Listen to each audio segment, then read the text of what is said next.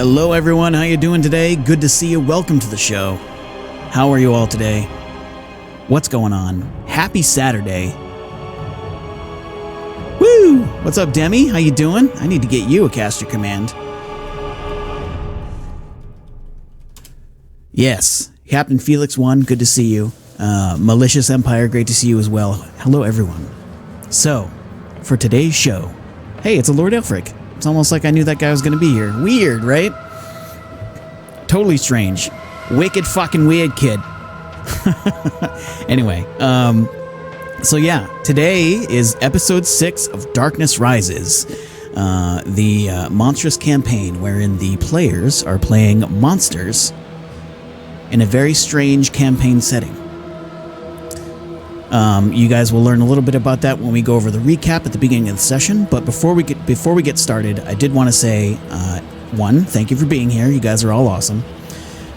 2, this is a D&D session, so I will not be able to interact with you as much as I would like to normally. I will be focused on running the game and, entertaining the players and making sure that the story goes smoothly and doing all the stuff that a DM has to do, right? So that said, I don't want you all to feel like you can't speak or chat. I encourage you to do so. Talk about what's going on. Make guesses about what's going to happen. Poke fun at the players so that I can look at those jokes, laugh, and then probably tell them that you poked fun at them, because that is also fun for me. But the only thing I ask of you is that you don't spoil things that you see on the screen, because what you're viewing is the DM version of what's going on. Essentially what's happening is I'm running the game. They are seeing a different thing, usually. So they don't see the numbers, they don't see all the hidden stuff, you know what I mean? That said, this session is sponsored by Questline. Questline is the app that we're using to run this whole game. It's if you're familiar with virtual tabletops, VTTs for short, they're really, really quite amazing. I definitely recommend checking out Questline. It is really, really amazing, and it's only going to improve from here on out. Like, it's come leaps and bounds since it started, and honestly, it's my favorite VTT to use. Like over Roll20, over anything else that I've ever tried. So, yeah, like just the visuals alone are just soothing. It's not like a brilliant white glare in your face. There's a lot going on. I could go on for hours about how awesome Questline is, but I think I'm going to make Lord Elfric, the developer, do that because I'm a jerk and I think it's funny. That said, I think we're good to go. I hope you're all doing well. Thank you again for tuning in. I'm going to, we're going to switch things over to the players and the screens and all the stuffs and the things. So I will see you guys in just a minute. Hold on while All right, guys, I'm coming in just a second here. All right. Maybe? Come on, software. I believe in you. Do you believe in life after love? Anyway. Nope. You don't? I just wanted to share with you. I had an ex-girlfriend's roommate play that back-to-back every single day. 6'5", huge black gay man who would not stop singing that every single night. It scarred me for life. So I don't even know what that lyric. So you're saying you don't believe in life after love? No. Well, I guess I do. I mean, that is... never been. Can you feel something inside you say you really don't think you're strong enough? No! Anyway. So, hi, everybody. I'm going to introduce the players here. We have Gold Luca, who's playing Zara Banray. We have a Jarmeet, who's playing the most awesome name of all, Chris Raha'al. Yep. That's right, I made it up. It's awesome. We have Lord Elfric, the developer.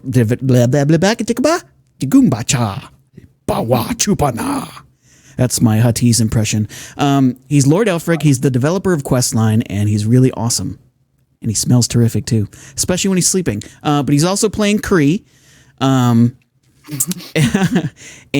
we have Mr. Fezziwig, who is playing Shalcrect. Now, you guys will see at the top right that Zara Banray is a Drider. Chris Raha'al is a green slod, Kree is a cloaker, and Shalkrekt is a mind flayer, or an illithid if you're an ultra nerd.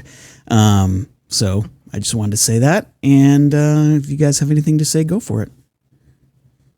Hi, everybody. On the spot. Hello. Hi. Thanks for watching. Yeah. Tell your friends. Tell your friends. Tell your mom. I'll tell your mom. I'll tell your mom. All right. Whoa. Is there anything that you wanted to go over, Lord Elfric, before we get things started? Sure. So, I want to thank everybody that has so graciously been a part of this. Jarmeet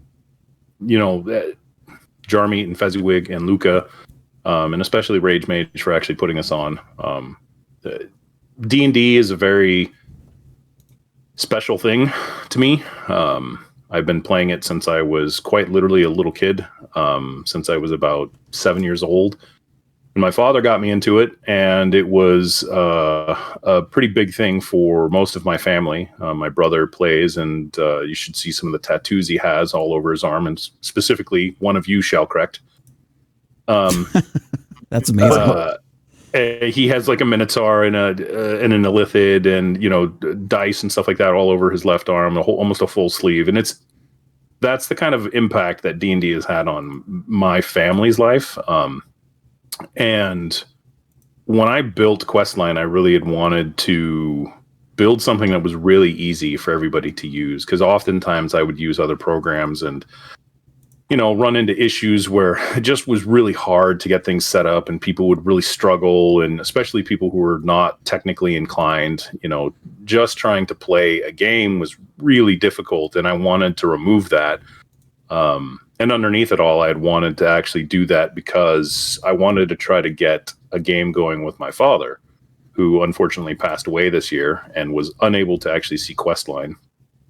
And so I was really trying to find a way to use that energy, as it was, to, give this to other people. And so I've tried to make it really simple and really easy to use. And to show it off, this group of people have gotten together to show what it can do, and to place the one thing I love, almost second to my family. I just love D&D. My family is the most important thing to me, and D&D is that, thing I'd love to do to support them. And, this is why I do it. So, thanks everybody for watching. Thanks everybody for playing. I love you all. Cool. Anybody want to try to follow that up? I think that's on you. Oh, shit. Okay. Well, I think I'm not going to try to follow it up. I'm just going to get the game started. So we're going to do a quick recap here of pretty much everything. Our party of monstrous adventurers have endured much in what seems to be a short time. Born of seemingly nothing, they discovered that they've lived, fought, and died many times at the hands of the Cult of Luxa, the cult of an interloper deity bent on elimination of all forms of darkness. With the discovery of each of their lives, they discovered more about who they were. How will that influence who they are today? They learned that in their home, the Underdark of Faerun, at least one race of creatures, the mushroom folk, were all but eliminated. The only remaining mushroom folk were Ikit and his two children, Tom and Kit.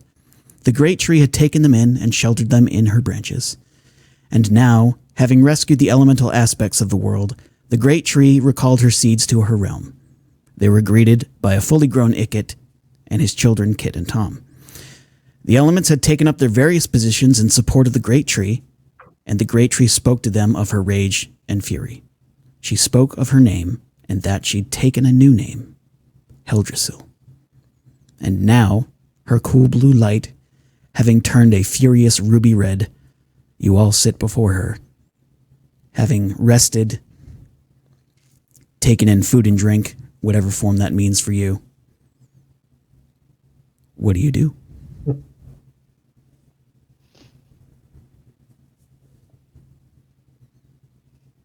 Well, seems as though we are working towards a point.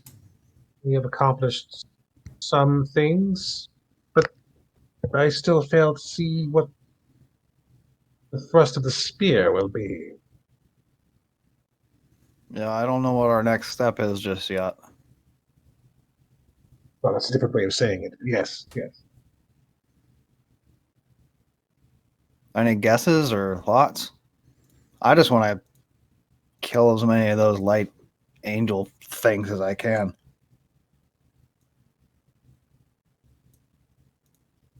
Zara will turn towards the tree and say, "You are listening. Why don't you answer for us?"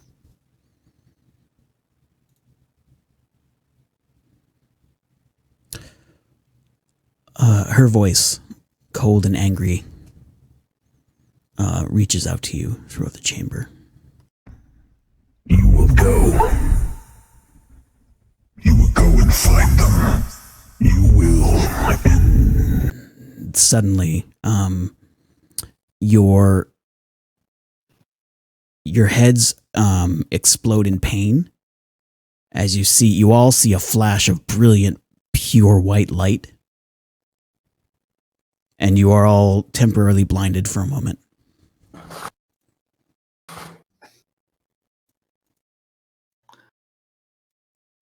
One moment, please.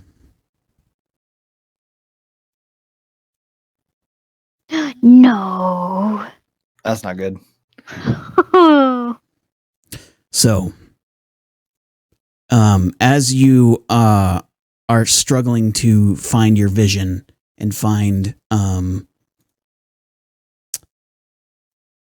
just get your head set on where you are, trying to, what is that phrase?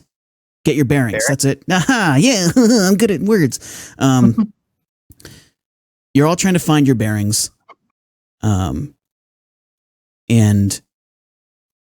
the light slowly fades and you see yourself on a cliffside. To your right, there are large rocks. They seem to float peacefully. Light permeates the area, and for you as creatures of darkness, it just hurts your face. Like, it hurts everything about you. But you can still see, and you feel at peace. But ahead of you, directly ahead of you, you see a woman in gold clothes with brilliant white wings, silver white hair, a halo, and nothing else other than being decorated by chains that seem to be imprisoning her to the wall.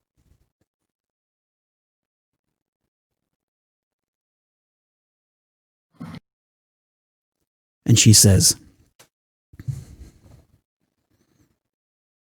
"I am sorry to have brought you here this way. I didn't want to have to, but I fear I have little time." Who are you? When she looks at you, you don't see anger. You don't see righteous fury. You don't even see pain. You see peace. You see compassion. And you see a hopeful smile. "I am Luxa." And what is Why the have you been trying to kill on us? our Bane's name then? One at a time, please. Mr. Fezziwig, go. And why is this creature on our plane named the same as you?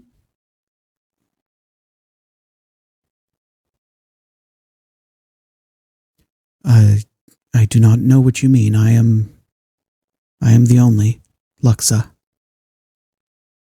There are. So great. Sorry, go ahead. Sorry. When I saw an image of Luxa, when I ate the brain, it was a male creature, correct? That was Luxon. Luxon. Sorry. There are people down on the world that are killing in your name. They've slaughtered all of our people. I know. Are you really Luxa? Why would they do that? They do it in my name, but not with my blessing. These chains, and she reaches, she struggles against them. They hinder me. They drain my power. And what they use that power for, I can only guess. I imagine that it is being used for what you speak of, and for that I am truly sorry. You know how to break these chains? I do not. Who placed them upon you? She looks at you a moment. My brother.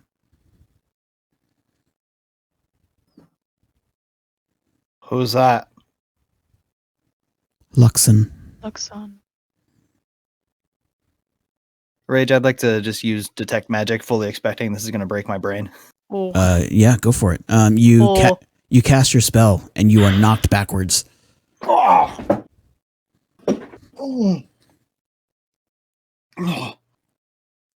So in the brief moment that you cast that spell, you sense intense power radiating from her, but you also sense that the magic here is everywhere.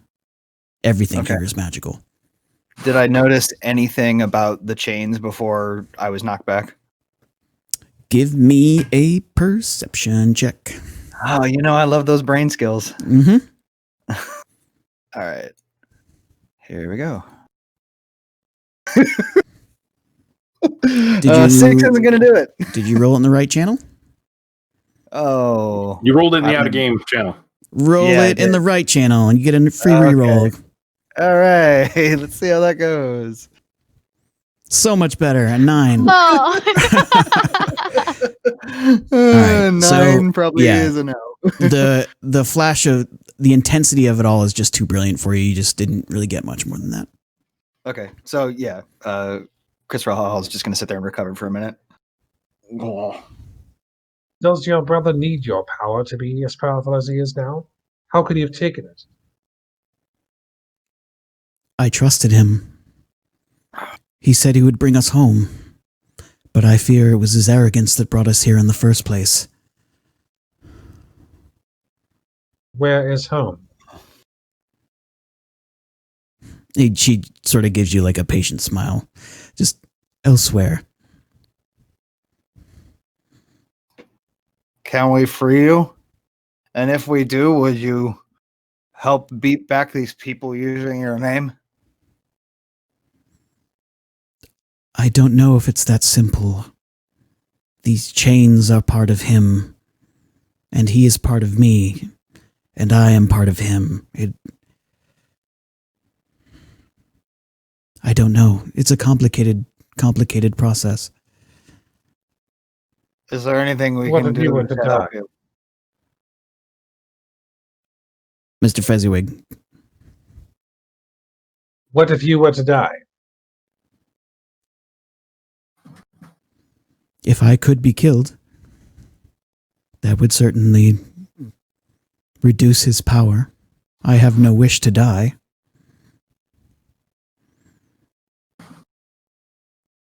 But I will do what must be done. You know what he's doing to our world?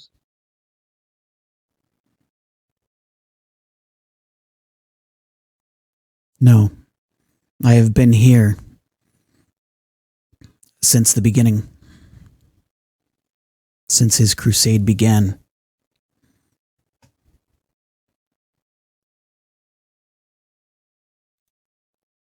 He is trying to end the darkness. All of it. Yes. I don't understand his hatred of the dark. It is a necessary thing. It is part of the cycle. And she looks very sad.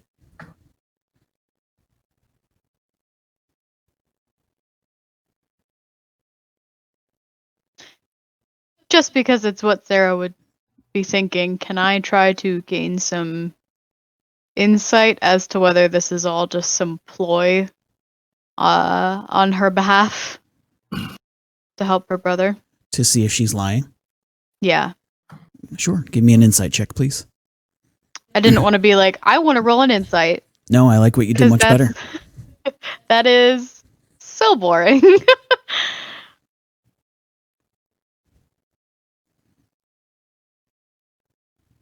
I got 20. Nice roll. Thank you. Well done. She seems very genuine.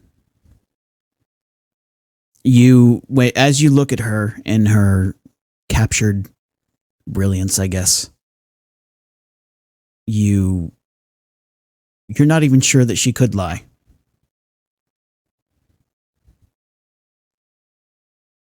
These chains, did he have them made for you? Or my question would be how he discovered their make, how long he planned to do this to you. Did you quarrel before he decided to put you in chains? It was not so much a quarrel. We disagreed. But we often disagree. My brother and I are two sides of a coin.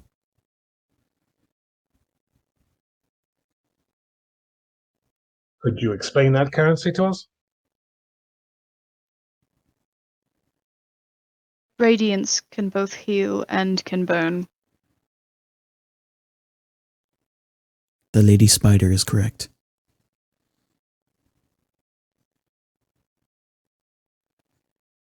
But whereas he is burning in fierce purity, I am hope, regeneration, healing.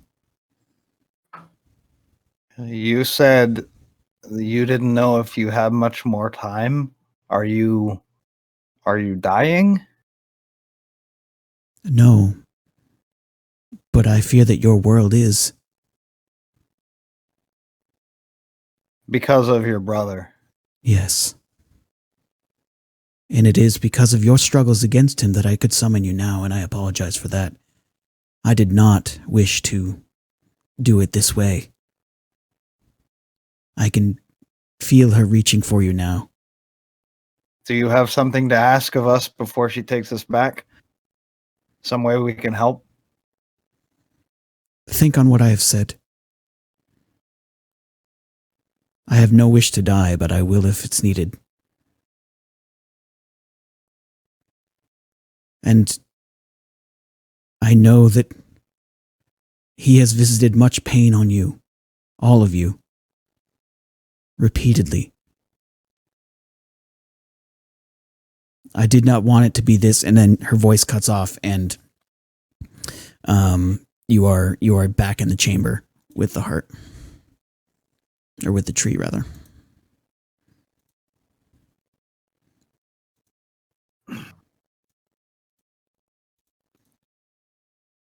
One moment, please. I'm slow. Okay. Once again, you can hear the heartbeat. And the cold, sad music that you always heard here.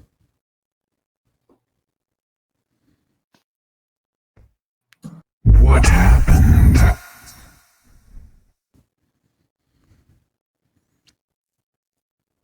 Luxa summoned us. She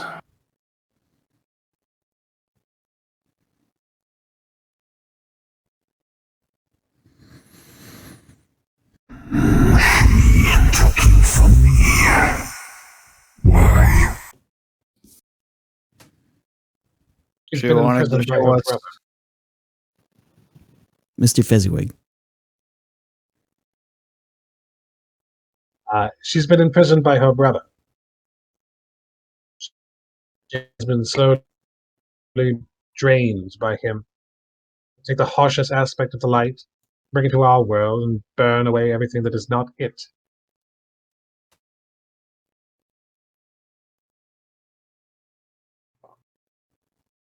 She didn't seem to want what's happening. She seems to think that her brother is stealing power from her through some chains that she's bound with. These things are done in her name. Yeah, she didn't. At least she said she didn't want that. It seems like maybe her brother Luxon, I guess, is telling some fibs. Or not telling the whole truth. No. Luxa did say something. She said something that was interesting. She said that she's linked to her brother in some way, that they have some sort of connection. And if that is true and she is chained, then by the very essence of what her brother has done to her, he has chained himself.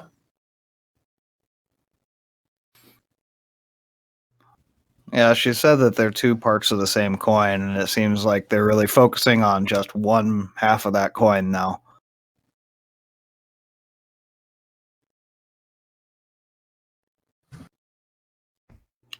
How do we move forward?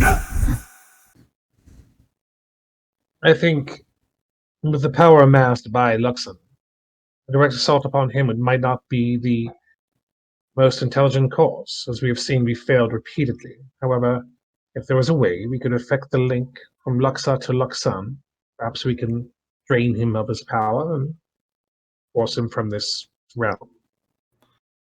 Perhaps Maybe it's destroying one of We the would need chains. no more. Or perhaps We'd figuring out where the conduit comes from the chains to Luxon himself. That's what I mean. If we take some of the chains out, we remove the link to Luxon and her power. And then it becomes less of a suicide to attack Luxon directly. We have to remove his power base. We could also try to kill her.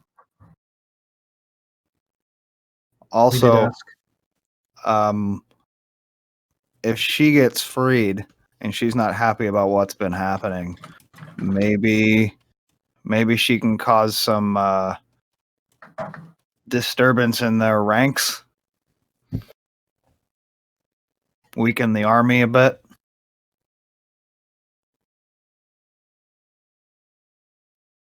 They're not going to believe us if we tell them, even if they understood. But I think first step is trying to figure out where that chain links to.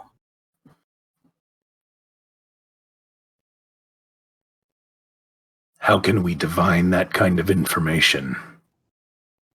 Well, I mean, it's just a guess, but there's probably a big church or something with a big shiny ritual. Probably tying some light power into something. I don't know how these things work, but it's got to be somewhere with a lot of, fancy statues and stuff or something, right? Mr. Fezziwig and Zara, do me a favor, and Mr. Fezziwig, make an Arcana check, and Zara, please make a religion check. I was actually just gonna ask if I could try to search what memories I had. 25. Oh, Yikes. natural one for me. Sarah. Oh, no. All right, so Shellcracked with a 25 and Zara with a 7. Zara, unfortunately, you don't come up with anything immediately. Shellcracked, you think about it, and you are thinking along the lines of it's like any item. It's like any item or spell. If you take away the power source, there's nothing left. In this case, the power source is Like the machine can't function without the power source.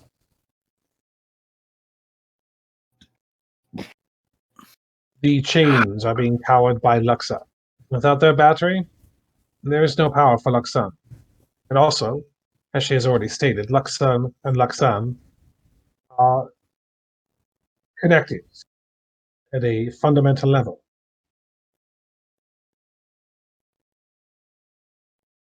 If there is no more Luxa, there is no more power. Yes, but she also said that she was immortal.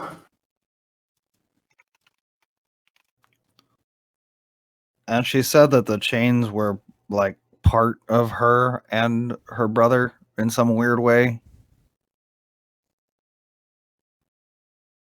I mean, maybe if we destroy her, she doesn't really die. Maybe comes back, and I don't know. Eldrixel, do you have any knowledge of Luxa and Luxan?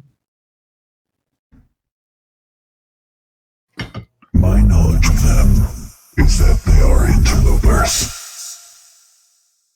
And they have been a scourge on all of these planes, all of the realms that I touch.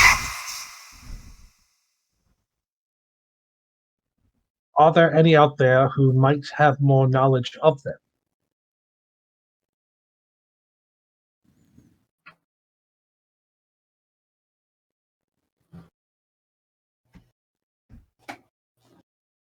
Yes. I can send you to one. Though, it will not be a peaceful conversation. Will it be a futile conflict, though?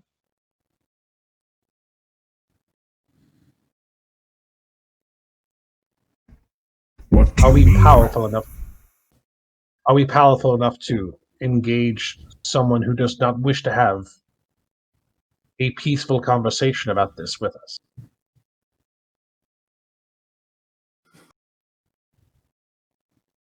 Yes, it's an ambiguous question. I apologize. Search within yourselves. You know what you do. What if the other extraplanar creatures on this world that are connected to this plane, though? What if your goddess Loth? What if the higher powers in the plane of the abyss? Zara, give me a religion check, please. Oh boy. No Emmy, no Emmy, no Emmy. That's 11. Good. That's 11 is great. You know that normally deities and immortals do not ever take direct action. They use agents, they use avatars, they use all other forms of getting things done. Direct action is sort of antithetical to them. Is that the right word? Yeah, I think so. I mean, I'm crap with pronunciations, so I couldn't tell you. That's fine. That's the information you get.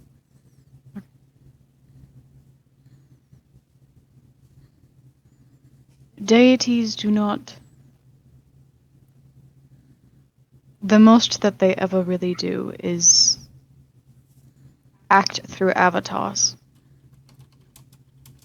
To take a direct action or hand into something is not within their nature. And Luxan has probably kicked the crap out of them too.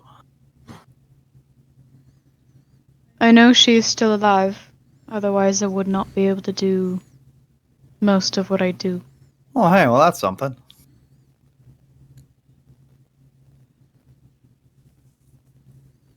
Kree, what I'm do you think? happy to go see this person, whoever they are. We need more info, even if they're not happy to see us.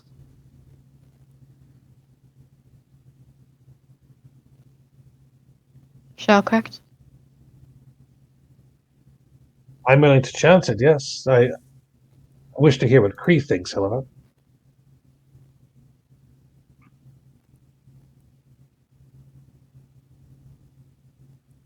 I do think that it is troublesome, as you say, Zera. If Luxon has decided to come to the mortal plane on his own accord, but still stealing the power from his sister to do so, it would seem that he is out of his mind.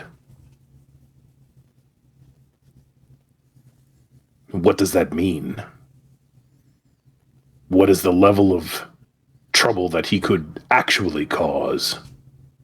It doesn't just mean destruction of the darkness. It means that if a god has decided to come down and meddle in the affairs of creatures of the mortal planes, then all are in trouble, because he will eventually turn his gaze on others.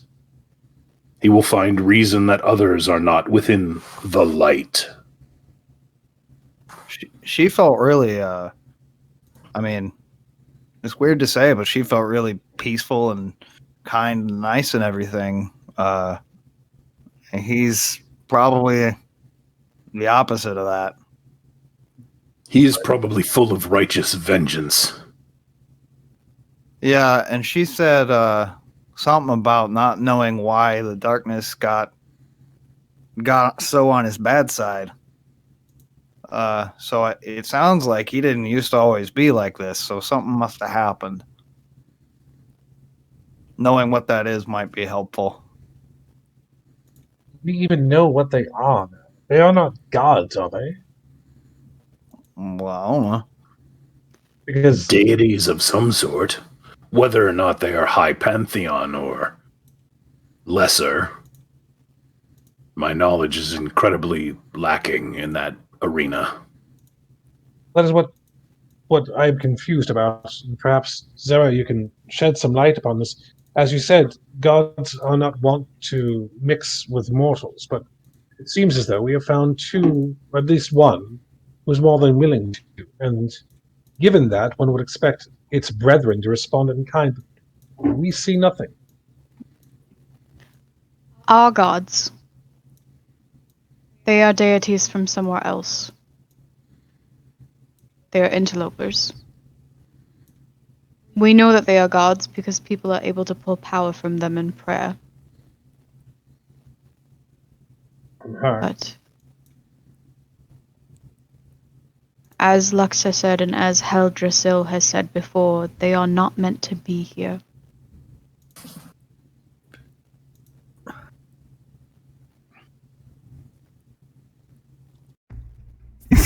I will show you a vision.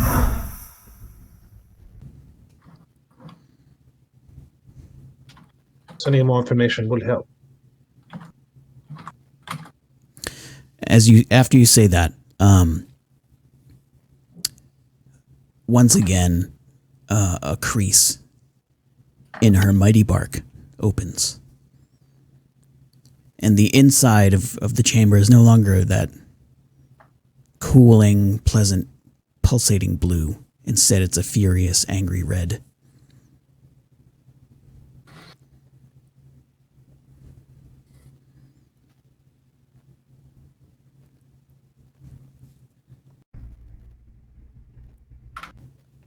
And the way is open if you wish to go through. Correct. Immediately goes through. Yeah, I just follow right along. Yep, follow. I'll go last. Okay.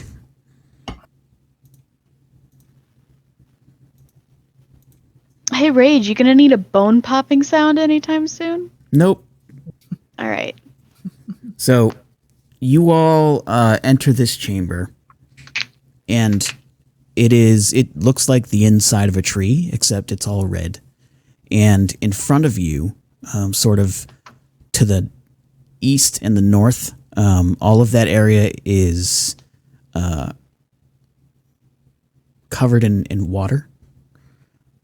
And it's highly reflective.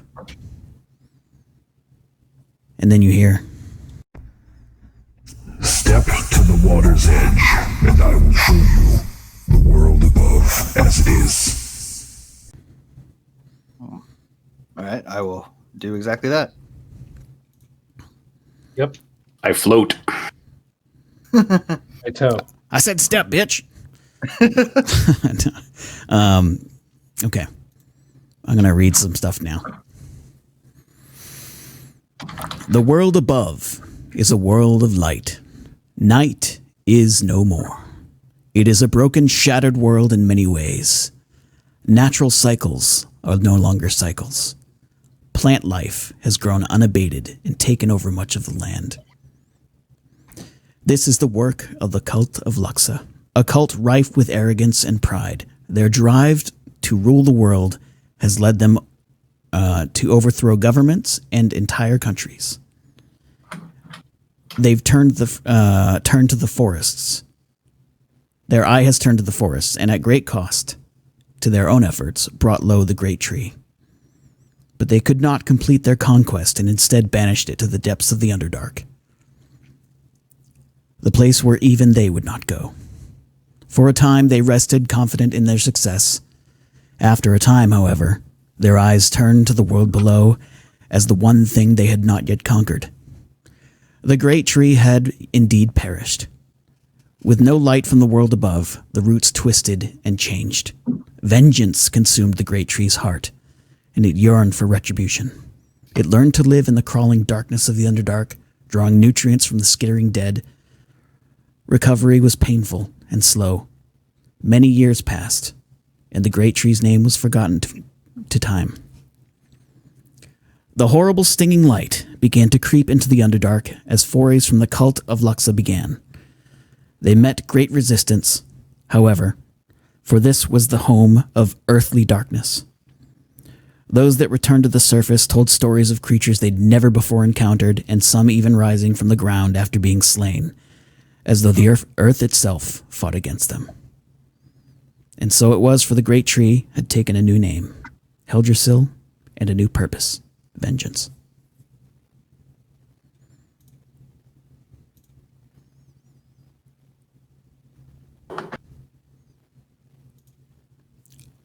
We have to start over. Someone missed the beginning, so we'll just start over. Oh. A pain, but okay. Remember to do it exactly the same as you did it last time. Perfect. So after the vision is over, the surface of the water stops rippling and becomes placid. Once again, it's smooth.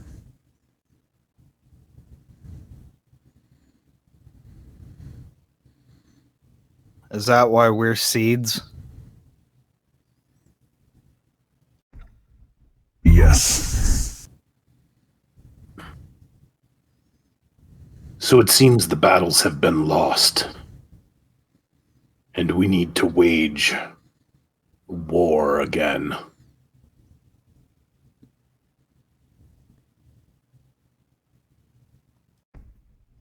Yes. Don't disagree, but how? Well, the only thing that we've learned that might produce a kind of weakness is that the Luxa siblings don't agree, and one of them is bound. So if we can fix that problem, we can weaken them. And right now, Heldrasil's given us one uncomfortable conversation to have, but we don't have any other leads. Can you bring us back to her, Heldrasil? I can, if you wish.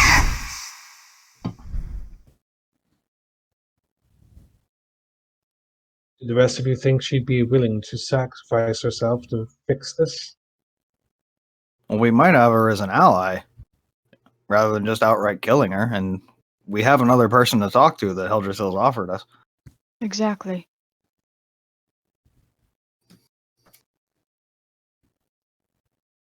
I think we do need to gather information. I think that we are at a severe disadvantage. And without us taking smaller steps, as it were, for those of you who walk would be better than trying to, as we say to the young shrikes of my kind, you must separate your meals from themselves. If they are in groups, do not engage. And I think the same tactics here might be wise. Separate them from each other. Take them down piece by piece. But we can't do that without knowing what we're up against. So yeah, why don't we go talk to this person who's not going to be happy to see us? We will convince them. Or I'll eat them. Win-win. Well, Or you will. respectfully, Kree, if someone is going to eat them because they are uncooperative, it should be shell correct so we can gain some information. All There'll right, be well, bits left over. I got the legs. Huh, there you go. We could very easily piece this out. Yes, you get to exsanguinate it. You take the legs. I could take the brain, and I'm not sure if you're into this, but whatever else you'd like. Well, that arm I had a while ago tasted great. I'd happily move on to a torso. Good. Well then, we have the dining arrangements prepared. Huh. Heldrasil, how long have we been doing this?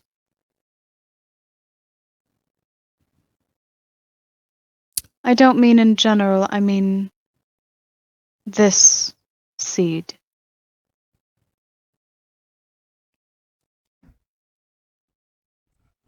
In whose version of time?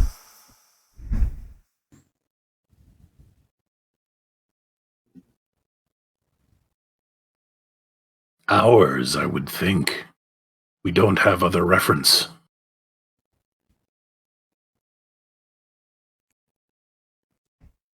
Centuries. Well, crap. No.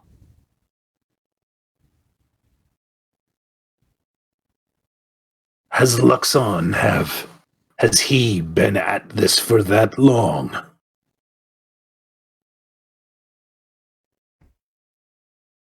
Yes.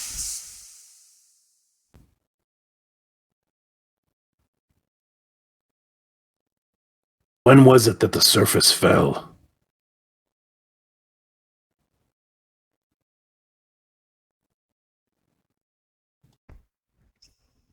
Perhaps 1,000 of your years.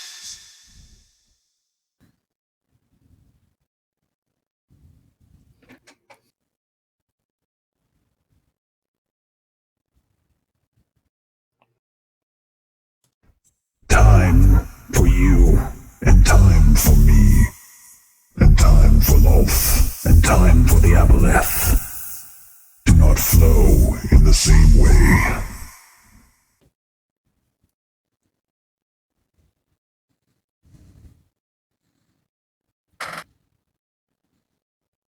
Okay, well, we're not getting any farther. Sitting here wondering how long ago this started. Why don't we go talk to this person? As you wish. And the way behind you, which had closed previously, opens again, but it doesn't open to the same chamber. All right, I'm heading on through. Okay, please give me a 5-minute break while I quickly make up a new map. You got it. Entertain yourselves. This would be a good time for a bathroom break. Do it! Yay! Yay! Everyone go to the restroom. Restroom break.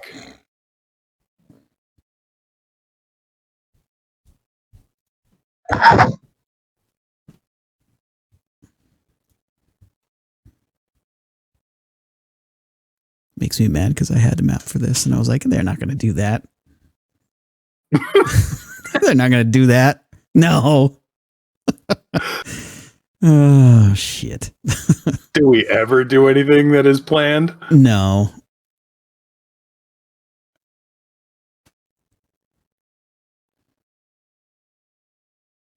Okay.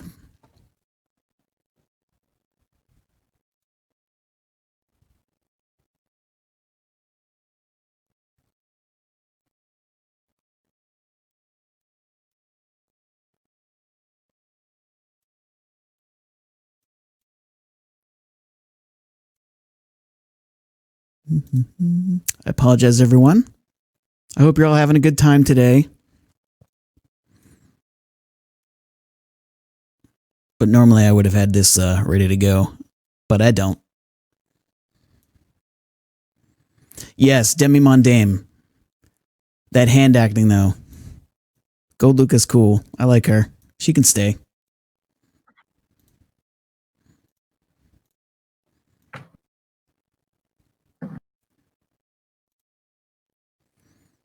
For anybody curious, Jeremy turned off his camera, so it's caused all of our cameras to shift a little bit. So that boy does not listen.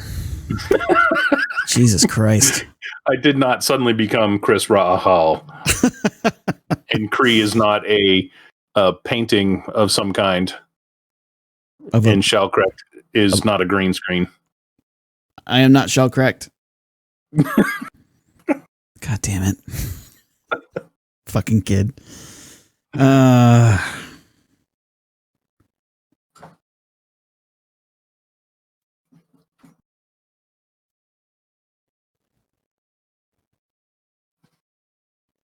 no, that should be good.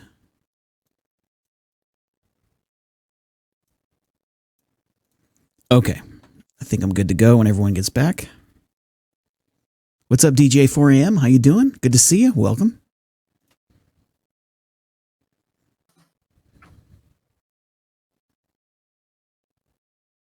How are you, Lord Helfrich? I'm great. The music is making me want to fall asleep. Oh, yeah. That's going to change in a minute. In fact, it's a good idea. I'll change it now. Can you tell the lovely people I said hi since I can't see them? Yes. Everyone, all the lovely people, Gold Luca says hello.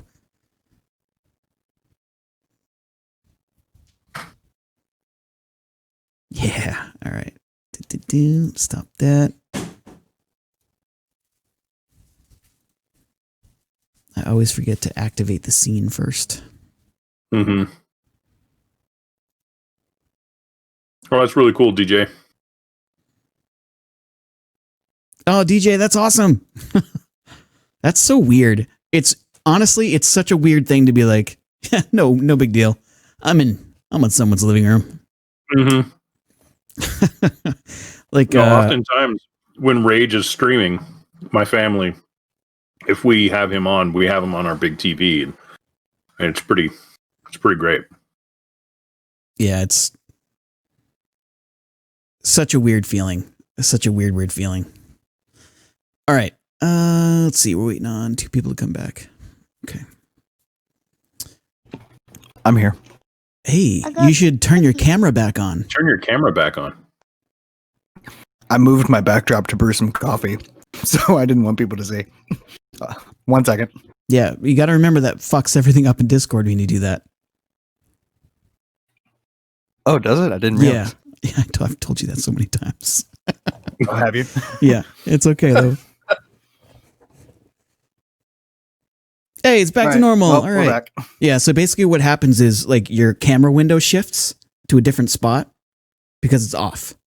So like, oh, sure. So Kree was where you were, and then where Shellcracked is supposed to be on my screen, that was actually my camera feed that you guys are seeing, which is not supposed to be what people are seeing.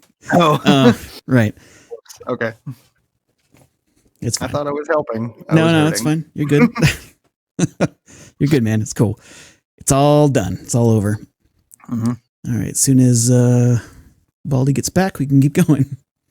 That was not very nice. That was not very nice at all. Why did I say that? That was That was kind of terrible, man. I'm telling. You should tell. I know, DJ. The magic was ruined. I know. I'm sorry. Hey, they should be happy. They got double rage. Does anyone really want that, though? I mean, I wouldn't mind. Whoa. Okie dokie. So that's the end of the stream. We got to go have a chat. Yep. That might get sweaty.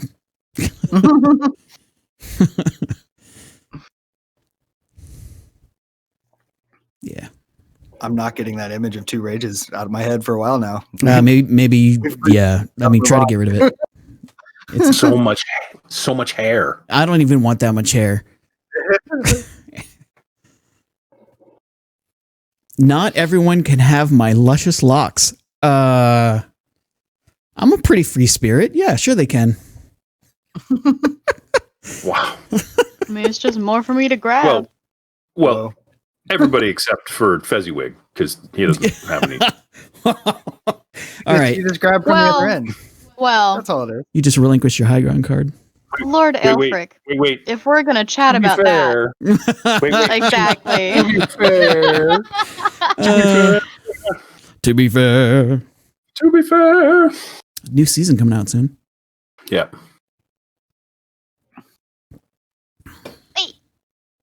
Where is that ball guy? Yeah, where did He's he on go? Tentacler. Oh, he's on Tentacler. That's amazing. He's swiping left with his That's right. suckers. That's right. Would it be called sucking left or sucking right? Too much. Well, That's a question if you have double rage. Yeah, who do you choose if you Yeah. Who if gets you to be get the favorite? double rage? Who gets to be the favorite? What do you got, Luca? Looks like you've formulated something. it was about the sucking comment. I was trying to get on. away from that. I get hyper focused on things that I enjoy. So This is The winner is me. I meant like a This- tentacle. I meant a this is- tentacle. That's so much such a better. spiral. That's Such phrasing. a spiral. It's just getting Wouldst worse. thou likest to shovel? Ooh, boy. So Fezziwig's missing out on a lot. my thought with two rages Yeah? is just there's more hair to grab. That's fair. Consider that my hair tried to kill me in a pool once. So it may try to kill you too. Be careful. It already has. But thankfully, I have a lot of experience with long hair since I had it until 3 years ago. Yeah, just about 3 of your American years. 3 of your American years. What does that even mean? Exactly nothing. Years that are higher in cholesterol? Kind of more stupid. Here, how about we change it this way? 3 of your mortal years. There you go. Wait, what does that mean? It's all up to interpretation. 3 isn't years it? in which you die. No, I like rage. It'll last longer than 3 years. It's not his shelf life. Best used before 2023.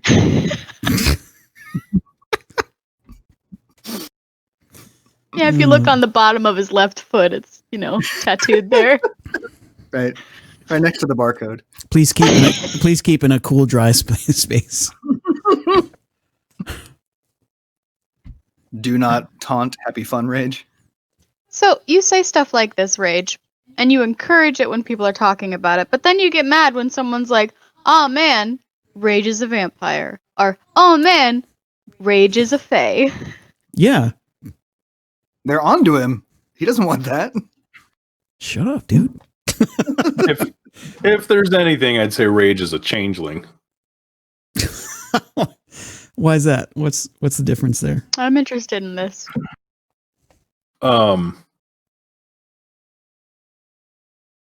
man of many voices.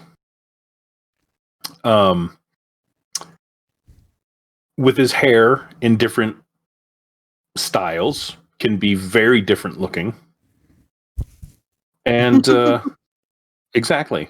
He could make a mustache out of it. See, I'm going to go with Rage as a symbiote. There you go. We've only been talking to the hair this whole time. I am just a meat suit for my hair. Yes. It's just, Yes, that's it. Nailed it. Hi, Fezziwig. all right. Lord Elfric and Rage Mage called you a baldy. I was That actually is- perming my hair. That's what took me so long. So I apologize. That's the Oh, least offensive thing you missed out on, actually. Yeah. Yeah. There was Is it okay? Did you buff it down? Do you have some like Mr. Clean to go on the One of top? those power waxers. Yeah. If you curl your hairdo, does that just mean you give it wrinkles? No, that's what time does to it. All right. You guys want to play a game? You had nothing. Yeah, maybe we to say. should. D&D. All right, let's get back to some D&D. All right. Oh, boy. Jesus Christ. We are bad. And I am the worst one, and I'm sorry. So, the door opened behind you. You walk through it, and you find yourself a merry little Christmas. Shit. That shit right there. All right, you find yourself in a cave. It is a dark cave. But ahead of you, to the north, there is a door in a stone wall. It looks like water trickles from underneath whatever structure that is in front of you. It actually goes above the edge of the cave mouth. But the water trickles down and to the east. There's a passage to the east as well, but there's a portcullis there. Do you hear anything? There's some pretty large people here. Like, can we all fit down some of these narrow hallways, or are they? Probably not. Okay. Rage, Y'all I'd like screwed. to. I'm I'd like flat to use. cloak. I'd like to use detect thoughts just to see if there's anything around here I should be aware of. Excuse me. Any thinking things, anyway. From where you are, you only detect the thoughts of your friends. Got it. Sorry, companions. Allies? Allies. All of the above? Who knows? Podlings? I'm not your friend. That hurts. Just hammer down. Bam! And you were in the character's voice right there, and I was not. So you just randomly said that to me?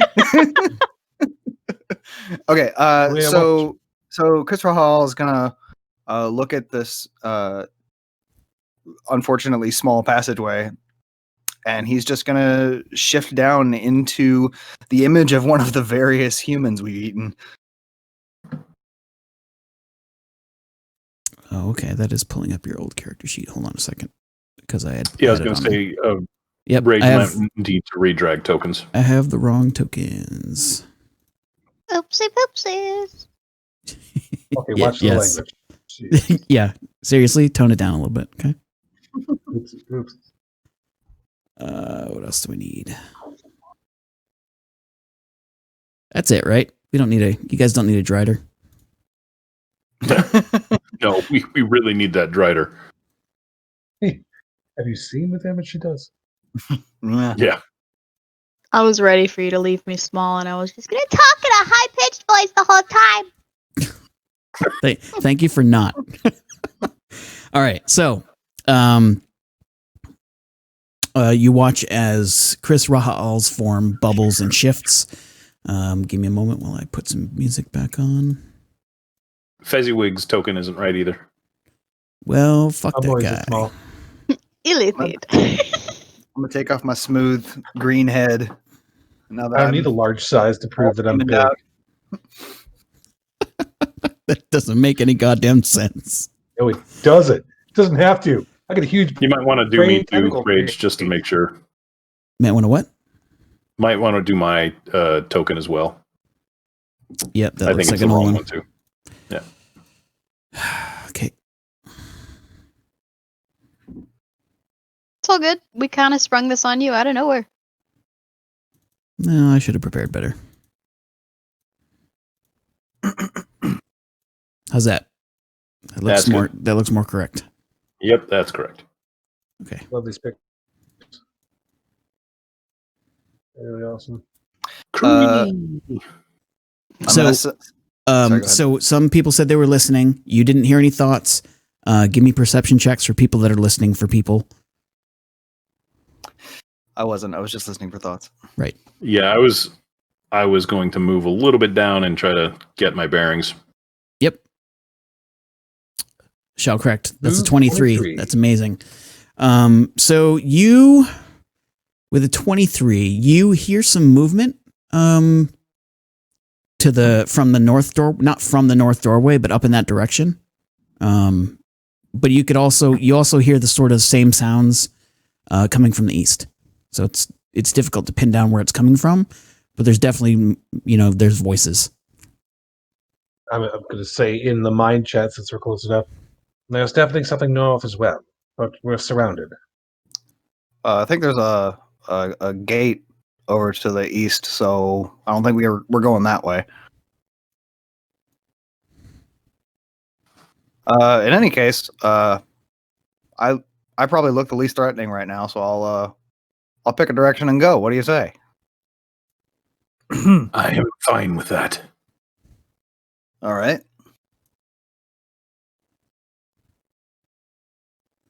So, Rage, I'm just walking on up north, all human-like.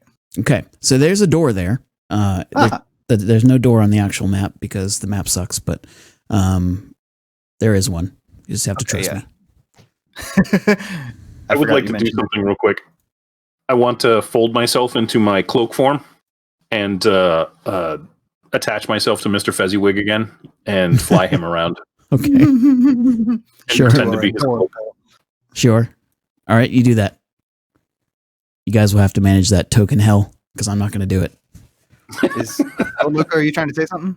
Yes. It was like a last minute thing. Mm-hmm. As you were walking off in your head, you're going to hear from Zara. Stay within range of the mind communication. Okay. Translation, don't do what you normally do. Pretty much. So yeah, I'm gonna open me this door. Okay, you do. You open up the door and boom, boom, boom, boom, boom, boom, boom. The door opens up into a small room. It actually looks like, as soon as you open up the door, it looks like you open up, and it looks like the door was part of a wall. Huh. And ahead of you, you see what looks like toilets. And it smells really bad in here. I found the crapper. And I'm just gonna get on in. All right, you step on through. Stop right there, please. Mm-hmm. I'm remembering. Okay, good.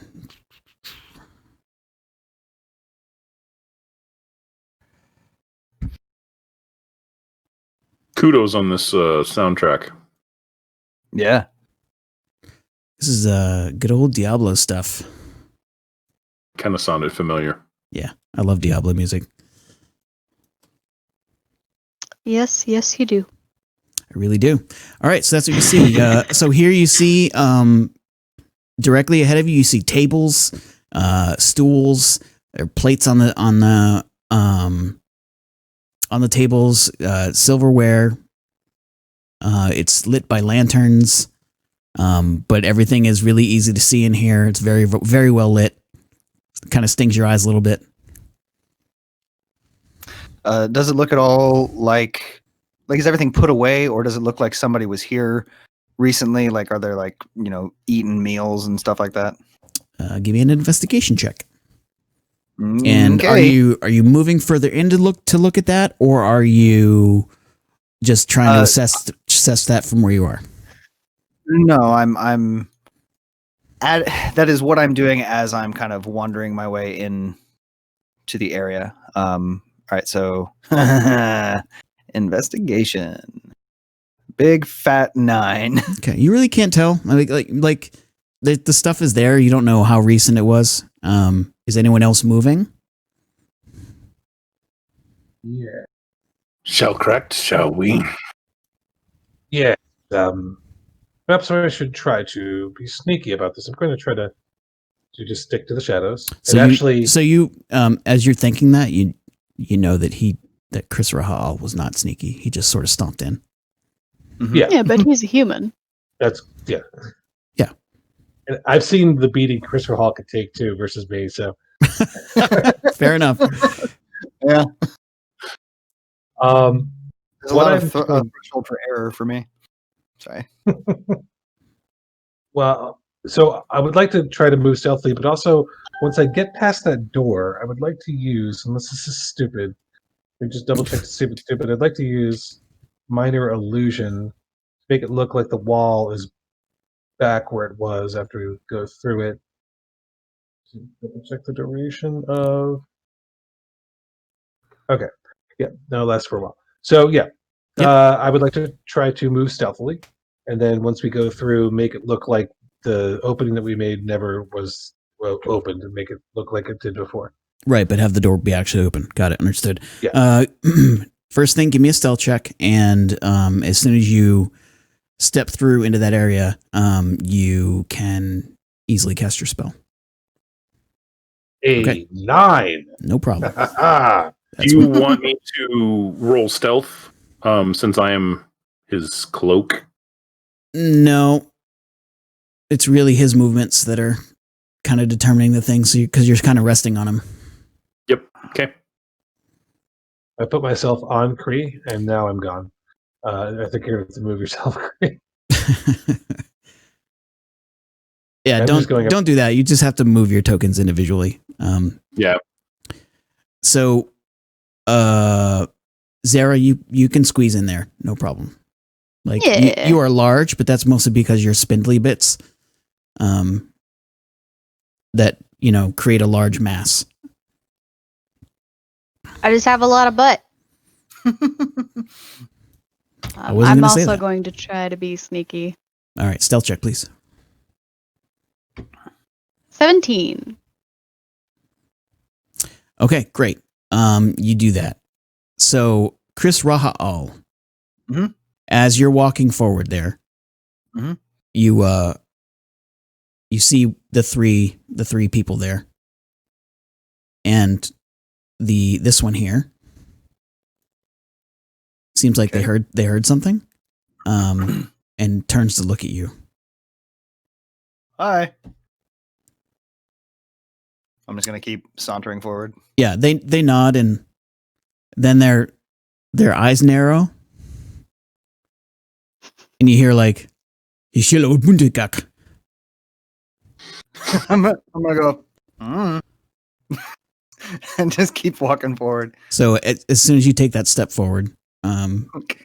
a weapon gets drawn, and then another weapon gets drawn, and then another weapon gets drawn. Oh.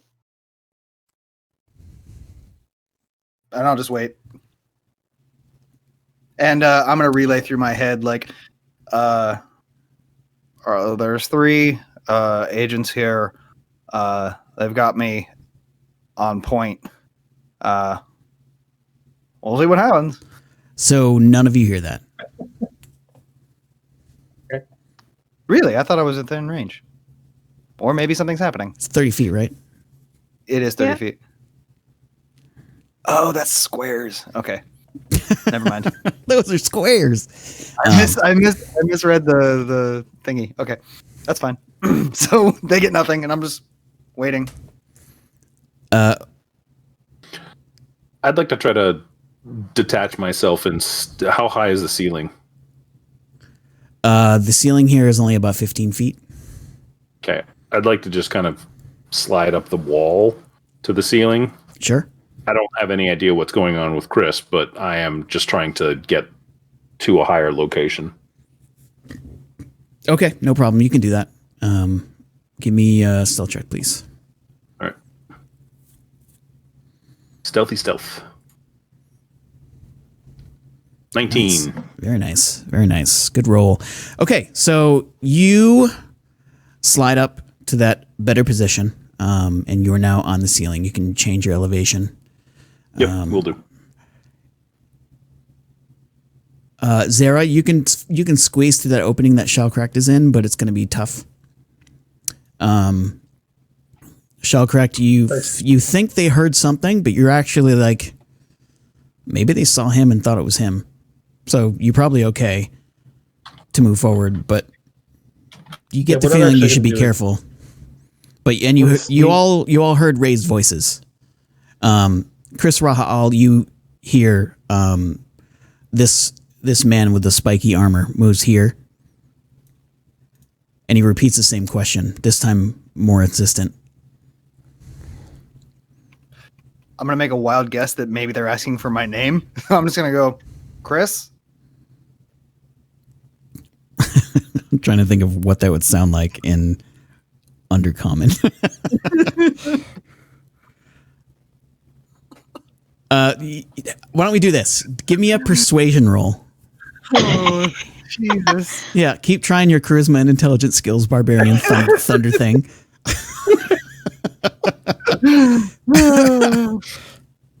Oh boy. It's just funny. It's funny. I don't mind at all. You said persuasion, right?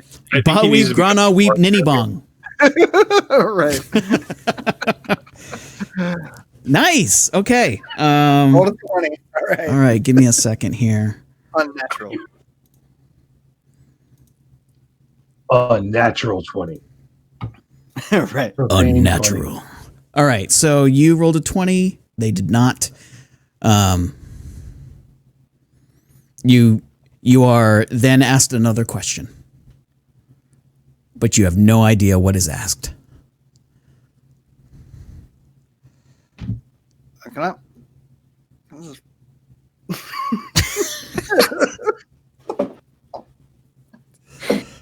So I'm gonna do that, and I'm just gonna like edge my way. Like I just gotta get past them. I got a thing to do. It's like. So the agent behind the armored figure says a quick word to the archer, and the archer bolts off this way. Okay. All right. I can't let that happen. So I am going to use my action to use a natural ability I have. I can go invisible.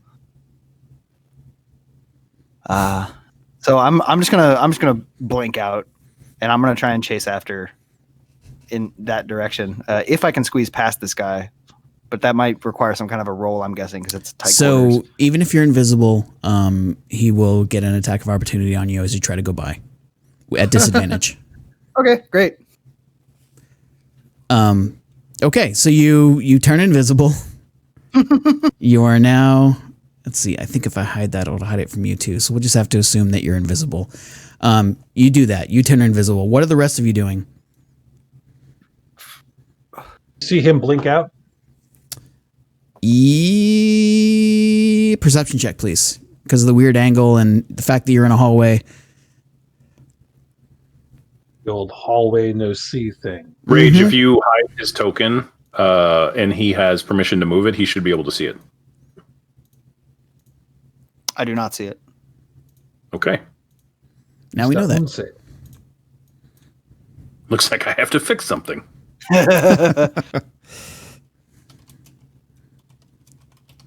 There is a... All right, so you rolled an 11 on your perception check. Awesome. Yeah. You just happened to be peeking around at the time, and you can hear the conversation, such as it is.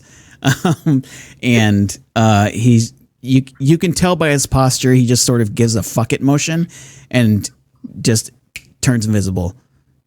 And the the guy in the armor looks pissed and starts swinging. Okay, Yes, so I believe the situation's come to a head.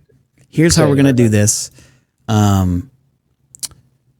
Chris Raha'al, actually, because of the situation there, I'm sorry I misled you.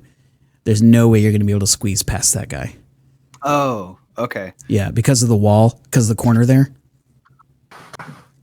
Crap. So maybe let's rewind that a little bit.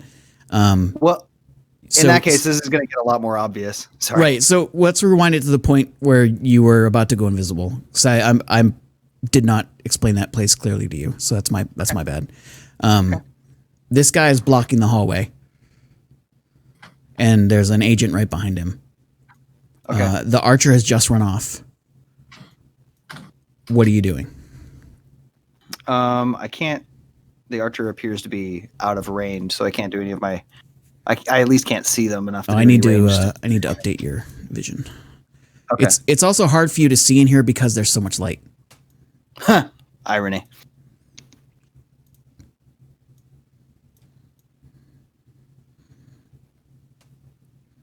Actually, yeah, you can see the archer.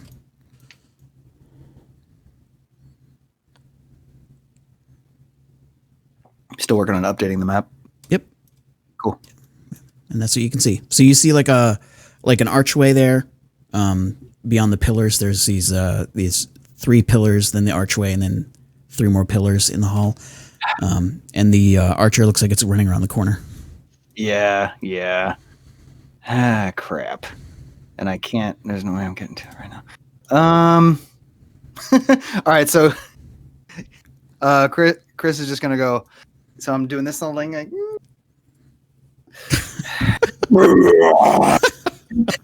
So if you do that in this hallway, it's gonna hurt. oh, that's right. I can't. You're huge. That's fine. My stats are no different. I'm actually just gonna try and grab this guy. I want to throw him behind me. That might take 2 rounds though. Oh, sure. Give me a grapple check. So that's an athletics check for you, and either a strength or athletics checks for him. Got it. You guys have made me learn the grappling rules. Yeah. See, the difference is Chris Hall can actually do it. Yeah. I'm trying to find my sheet in the list here. I know it's there. I know it is. There he is. Okay. Athletics. Here we go. Big money, big money. All right. So he rolled a 16 and you rolled a 10. So grab him. Like you try to grab him and he actually just kicks you in the chest. Like get off, like a get off me kind of motion. Sure. Okay. You have multi-attack, so you can actually try to initiate a grapple with every attack. Oh, I didn't realize that. Okay. Yeah, it's anytime you can make an attack in a round. Then Makes it even more embarrassing when you roll a bunch of failures. That sounded almost prophetic. Yeah, I'm gonna try it again. So it's here we go. 18 that time. Ooh.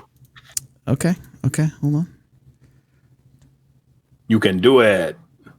Flex those frog muscles. Aww. Oh, Talk again. So yeah, after having kicked you back and you just you try to grab his foot, and that doesn't work. It's just like it punches you in the face, doesn't hurt. You just kind of trying to knock you off of him. Anything else? Okay. So that's okay. So I've spent 2 attacks of, I believe, the 3 that I have available to me. Oh, wait. I can't bite in this form, so I only get 2. So that's gonna be it. So instead of, I'm gonna disengage from him instead of trying to get past him. Wait, disengage is an action or a move action? Disengage is an action. Crap. You know what? I'll take the hit. I'm gonna try and lure him back to where everybody else is. So I'm gonna go 1, 2, 3, 4, 5. So I'm just gonna book it, and I will take the potential hit. Okay. He's gonna try to get you.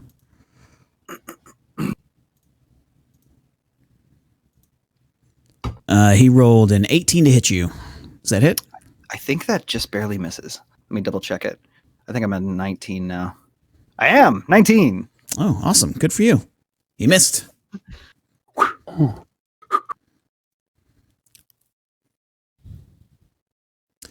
Okay, so let's roll for initiative now.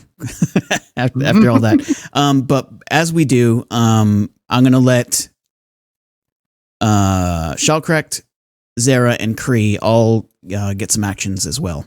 So, like, all that just went down. The archer ran down the hallway. Think about what the rest of the three are doing after you roll initiative. Oh, last thing from me would be I'm thinking at them like the archer's going to get help, as if they know who the archer is. Right. Lord Elfric, question for you. Yes. I did not build an encounter for this. Mm-hmm. What is the best way to... You can reuse one of the older encounters. All you have to do is clear it and stop it. Or reset it. Okay. And then make it active. And then hit start. Or not start. Make it active and then do the call. There you go. There you go, guys. All right. Used your old character. So it did. So it's probably because you're need to pick the right one in the chat. Yeah. I just fixed it, but the old one's up there, and Yeah, the stats aren't any different. Right. Yeah, I think it still worked. It was +3, and my initiative is +3, so. Okay. As long as it still works, all the other stuff should be fine. Same roll I would have gotten. I've changed it over now, though, so it shouldn't be an issue. Yeah.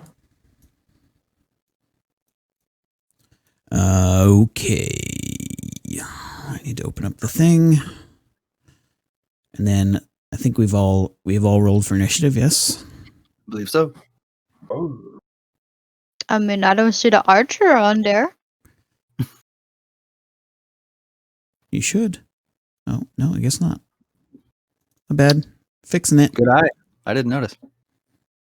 There we go. There. Okay, so now we're gonna start with Shellcracked. What are you doing? This is not kind of your initiative. This is sort of a surprise round kind of deal. So my new favorite thing to do is to cast Expeditious Retreat and get myself a little perspective on the situation. Let me just mark that off quick.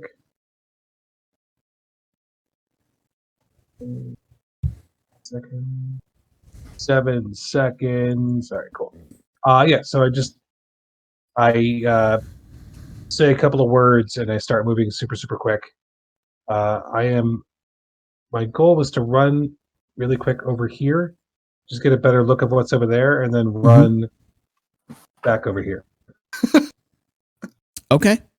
You should be able to do that without issue. You're not going to do it stealthily. No, I figured right that ship had sailed. Okay, so all right, you do exactly that. You see what you see there. You see all three of the people in the combat: the agent, the archer, and the champion, all in that hallway. They're looking pretty upset at what's going on, and you move off. There's nothing else farther down the hallway or anything, or you see the archway. You see a stairway going down to a landing, and it goes around the corner. That stairway over there. Yep. Okay, cool. All right. It's not a stairway to heaven. Nope. Oh. There's a lady there.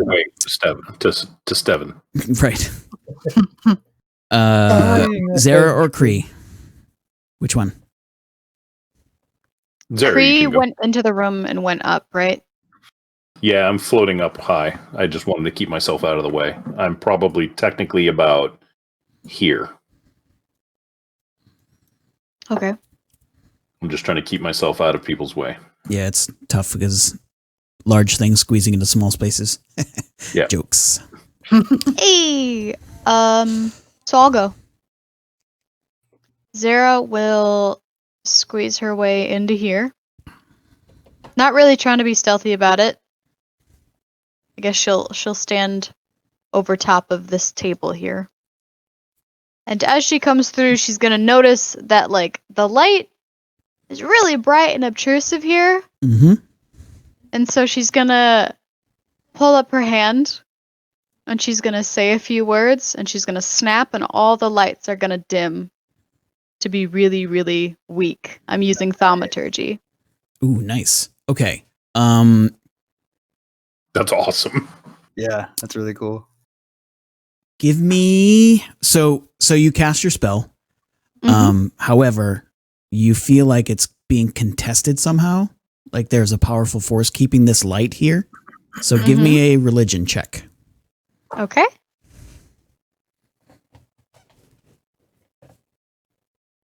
$13. It's good enough. Okay, so you think of a time when your faith was questioned, and your pride gives your magic fuel, and all of the lights dim, and it becomes much more pleasant for you all to be around. Awesome. All right. Especially you, Kree, because you're like your eyes before were in serious amount of pain. I was about to ask if it was actually affecting me. It would have been, yes, but it is not any longer.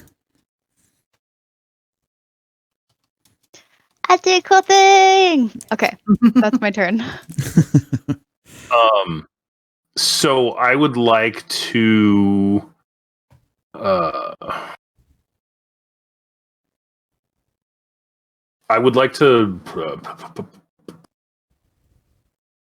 is it a full set of actions or is it just a surprise round? What do we have for actions? Is it a full It's a full thing, but the idea isn't for you to be like, I have this entire strategy.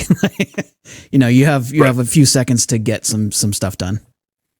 So can I infer at all who the archer was, like just from the way Chris had mentioned it? Like, do I get any sort of like he's kind of that way? You would guess that it's down the hall somewhere, but you can't see from where you are. Okay. So in short, I would like to use my new Blood Hunter abilities, and I'm going to cast a spell. And I'm going to cast Expeditious Retreat. Nice. Nice. It's such a useful spell. That's a good spell. Yeah. And on the very top of the ceiling, as high as I can get, I'm going to start flying down the hall in trying to catch whatever this archer is. Since I should be 15 feet up, I'm hopefully out of the range of... You are. Everyone.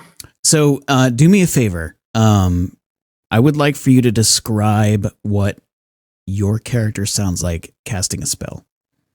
Like, what does the language sound like? What do the visuals look like?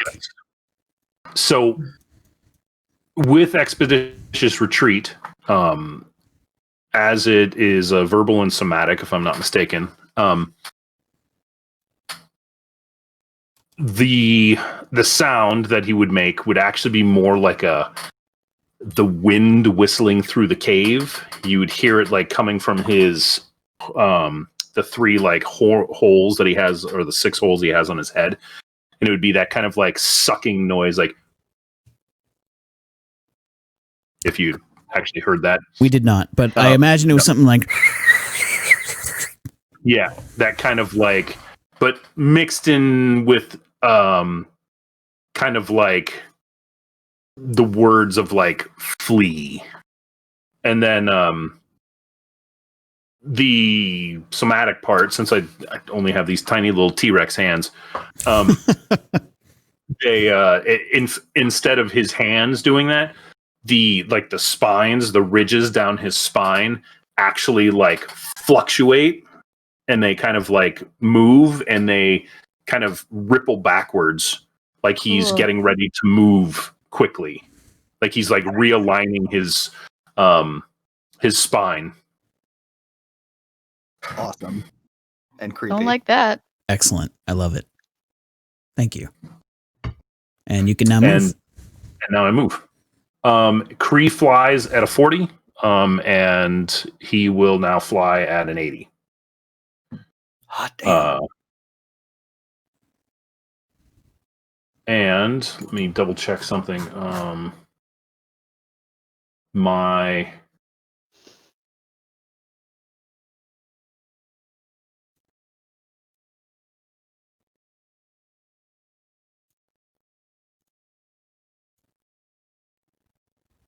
Okay. No, it's what I'm. Okay. So I'm going to move, and I will move. So because it's not set up for feet, that is going to be 3 squares, and so I can move a total of 8 squares. 16 squares is what I can move. So I should be able to catch him. As soon as I kind of bank around the corner and I kind of come high and I see like somebody fleeing and getting ready to turn that corner, I would just like kind of like fold my wings, kind of like owls do when they fly between or hawks. Yep. When they fly between like really tight spaces, my wings like furl up and I just kind of dive bomb right through the middle of the room and go as fast as I can to get to him. Okay, yeah. So you do that, and like while doing it, you lose a little bit of altitude. Nothing bad happens, but like you lose a little bit of altitude, and then like as soon as you get past the agent, you extend your wings again, and like and just sort of glide right back up to the ceiling, and then get right on it. Okay. I would be so fucking scared. Yeah. Yeah, there's probably a puddle on the ground near the archer. You can't really see from where you are, but it, there might be a puddle there. Oh, I can see. But I'm just going to essentially dive bomb him and try to just wrestle him into my like biting submission, as it were. Okay. Make your attack, I guess. Okay. My bite. That is a 12 to hit. It does not hit. It does not hit. Okay.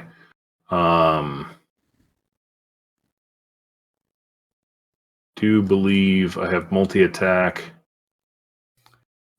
Since I can't actually hit him with that, I will use my tail to try to hit him. Yeah. Do that. Get him. That does hit him. So I spear him. Yep. I try to like spear him as I kind of miss the bite. I kind of fly a little bit past him and use my tail as a spear to try to like stop his forward momentum. Awesome. And you do. For the moment. Yeah. So the archer in the back, being very scared about what's going on, just trying to run around the corner, is extremely surprised at how quickly you got to him and have slashed him across the back. And he's now bleeding everywhere, and he doesn't feel very good about it. So now, Zara, were you doing anything? Did you go already? You did already. Just making sure. I did. All right. I dimmed all the light. That's right. That's right. Right. You were awesome, and you made it so that people can actually see and fight. Good job. Okay, so now we're going to go into regular initiative. Kree, I assume you had to have come down a bit to hit the guy, right? Yes. Yeah, no, I would be on his level. My elevation would be the same as his. Right. I'll change that. Okay, so the agent here sort of quickly assesses the situation and spins and basically pats the champion on the back and then runs off right to Kree. I know it's Good not luck with the rest of it looks like he got abandoned. No, but And it attacks you.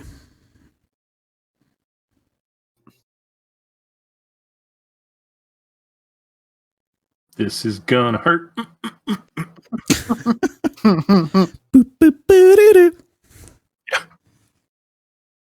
oh, is that a nat 20? That is a natural That's 20. a natural Oh 20. shit! Of That course is- it is. That is unfortunate news for you, sir. Oh man. Oh, I'm sorry, wrong person. Um, I was like, no, oh no, wait. All right, so that's going to be oh man. 11 plus D8 more. So 16 and then we need to do the sneak attack damage. Yep, which is doubled. Yep, it's going to be so 16 42 plus another 29, so 71 points of damage. Oh my goodness! Oh wow! High level rogues, man. You're our healer too. Oh, Now, Kree, what does that sound like when you get viciously stabbed really, really, really fucking hard from behind? It honestly sounds a lot like his namesake. He just makes a wail. He just Kree. All right, so everyone hears this. An intense wail of pain from down the hallway where Kree had just zipped by. He's gonna get his offhand attack now. Perfect. 6 more oh god! damage. Okay. Let's So painful. Good gravy. see. That's the movement. Yeah, that's it for him. Oh, I need to open up the map because you passed a couple of hallways.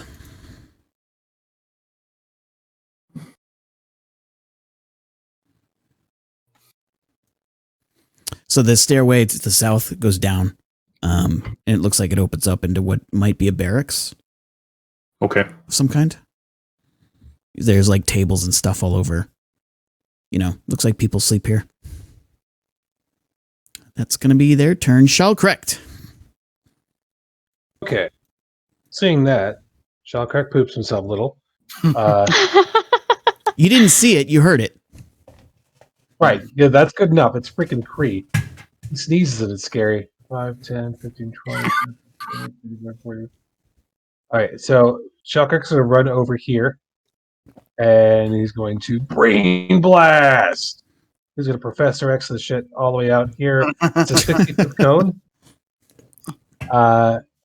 It's a 60-foot cone, which I think misses Zera, but does just get the Luxa agent in the range. Yep, that'll do it. Yep, totally They can must do be that. making saving throws. Intelligence Thanks for saving not throws, hitting right? me. Yes. Intelligence, You're right? welcome. Yeah. DC 17. Thank you. Damn it. Ooh, yes. Hey. Aw.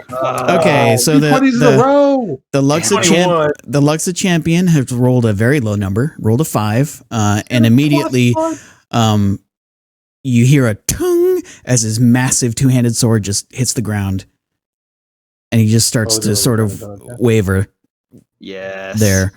And the agent like almost isn't even affected by it. Like maybe it was just out of your range. You don't. It's hard to tell. They 24 made the save, damage. so they're safe from it. Right. I'm going to use the rest of my super speedy movement since champion beefcake over there is now 10, 15. Champion Beefcake. Yes. Wait, what was the name of the list of names that we were supposed to be using from the last game? Let's not do that. let's move on. We should circle back to it. We've got game to get through. Then I'm going to very quickly tow my way towards where Kree is. And I am check that mark. I'm done. All right, excellent. Chris Raha, it is now your turn. Great. Seeing what just happened to my old Luxa friend, I'm just going to surpass him. Shit. One. I was there. Yes. 1, 2, 3. I think I can make it to here. I can't do any actions there, so I'm just going to keep on chucking. Get to right about here. And that'll be my turn. Okay. Really quick, Rage. Yeah. Is there anything up here? That is an alcove. There's a stool there. There's stool. Okay. There's a stool. There's a stool. It's not poop. We passed that It's room not, already. it's not poop. It's not poop. It is not poop. Somebody All right. please quote that. I can't believe it's not poop. Also, quick pause here. Thank you everyone for rating. Come on in, have a seat, relax. We're playing some D&D. Hey! He's like, oh great, I raid and you're talking about poo. Welcome to my channel, man. Are you saying that like the bad? Activated. No. Welcome. Ooh. All right, let's get back to it. What do I click on to make my encounter counter go? There should be a check mark at the right side of the encounter thing. Oh, my window's it's too small. Maybe. You probably got to change your character in the bottom right hand corner. Jarmeet. Oh yeah, it's on the old one. Yeah. There you go. All right, moving on. All right, great. The champion can't do anything. God, I fucking hate Mind Blast. No, I love it. It's great. He does nothing. Kree, it's your turn. You are surrounded. You are stabbed. You are fast. Zoom zoom. And gosh darn it, I people. believe because where is it? Expeditious Retreat is concentration. Oh, okay. Then in that case, you would have had to make 2 concentration checks. Yes, I will do those now. Concentration is Constitution, correct? Yep. I will do that. Ooh, You're good? 20. It's a good one. 20 and a 15. Yeah, no, actually, you took a shitload of damage. Hold on a second. Let me check that. I forget what the calculation is. The difficulty is 10 or half the damage dealt. So you took 70 something. You lost your concentration on that. All right. So Expedition Retreat is down. Yeah. That's fine.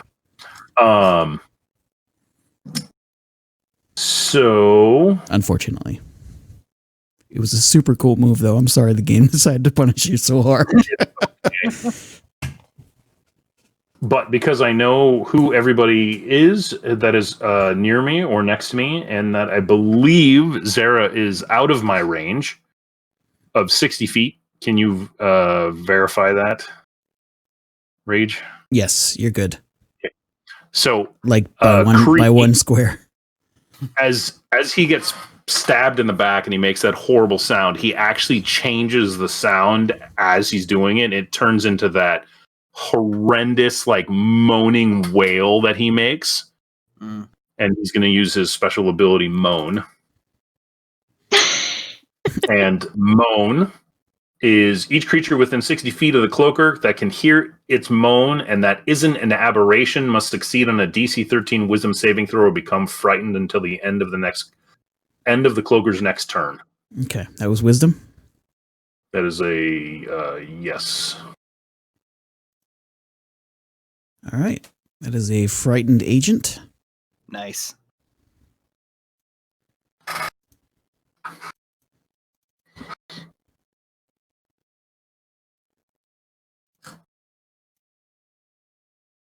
That is a frightened archer. Sweet.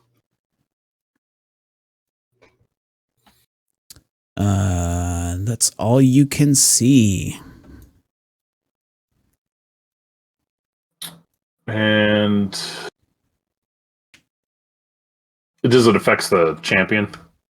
Not that it really matters, but I'm not going to bother rolling. The champion's out for a full minute anyway. Right. With no saves, so. Broken my player. I can't move. I can't really do anything. I'm going to stay put. Okay. So, that's my turn. All right. It is the archer's turn. The archer cannot move toward you. I think it has disadvantage while it can see you or something like that. Yes. Disadvantage on ability checks and attack rolls. Can't willingly move closer. Got it. He disengages. Yeah. And runs around the corner.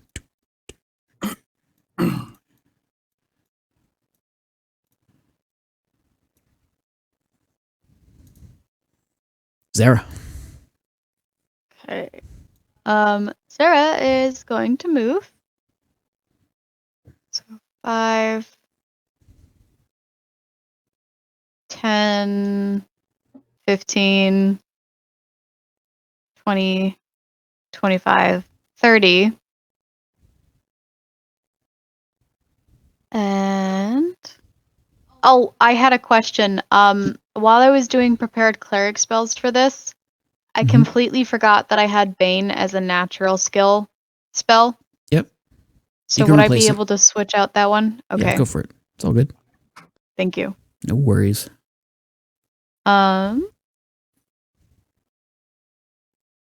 She's gonna take out her bow and shoot her. Do it. Seems like a logical thing to do. All I right. keep on making diehard quotes right now because Christmas is coming up. Sheeston Finsta. Sorry, go on. I'll shut up. You're all good. All right. Oh, everything's fine. Everything's fine. I didn't break anything. Nothing's broken. Everything's fine. Shh. Sounded like it. Shh. 20 to hit. Hey. I'm pretty sure that hits. Yep. 10. All right. So 20 hits. A 10 does not. I think you get 3 attacks, though, right? I do. 14? 14 does not hit. Aw. Okay. So that's 6 piercing damage and 11 poison damage. All right. 17 total damage. And for her bonus action, she's going to summon a spiritual weapon. Nice. The spiritual weapon is going to take the form of a thorny whip that appears in like this Icarus purple light, but where the handle of the whip would be, it's just going to be like this. It almost looks like it's the bottom of a spider leg, like one of Zara's legs is the handle of this whip.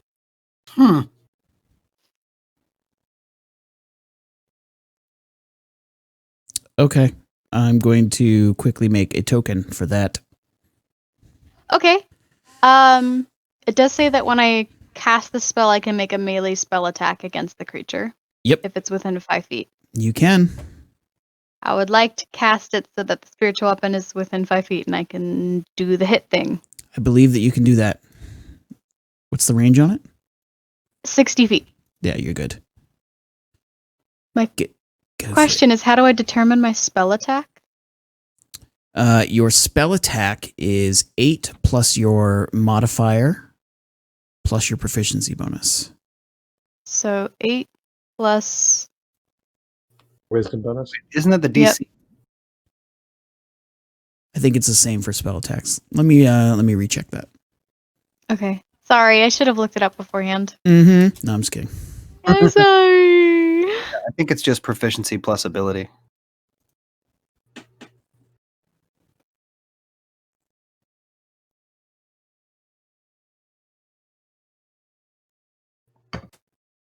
Sorry, everybody.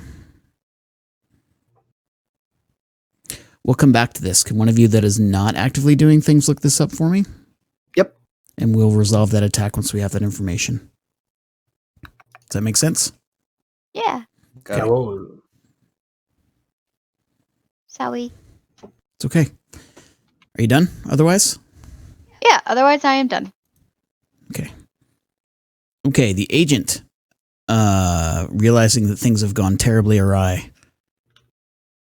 does a quick disengage and moves around you, Lord Elfric. She Sorry. can't move towards them, right? No, you're right. She cannot. 5, 10, 15. She's already disengaged, so she's good. But she's sort of stuck. And then goes 20, 25, 30. Opens a door and dashes.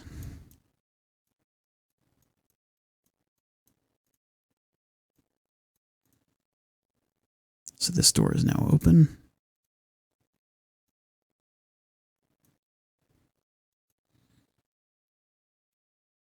Yes. So she looked very panicked and ran directly away from Kree. But then being confronted by a mind flayer and a drider, immediately spun around and found a door and went north.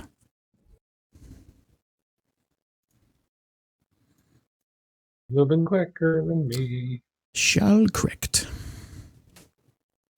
Yes.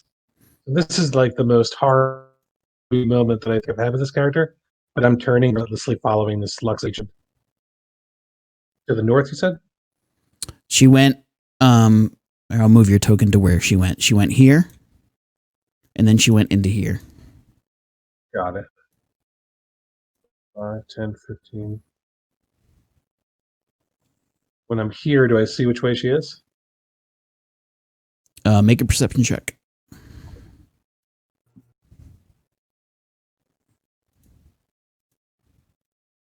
Boom. Do it, 18!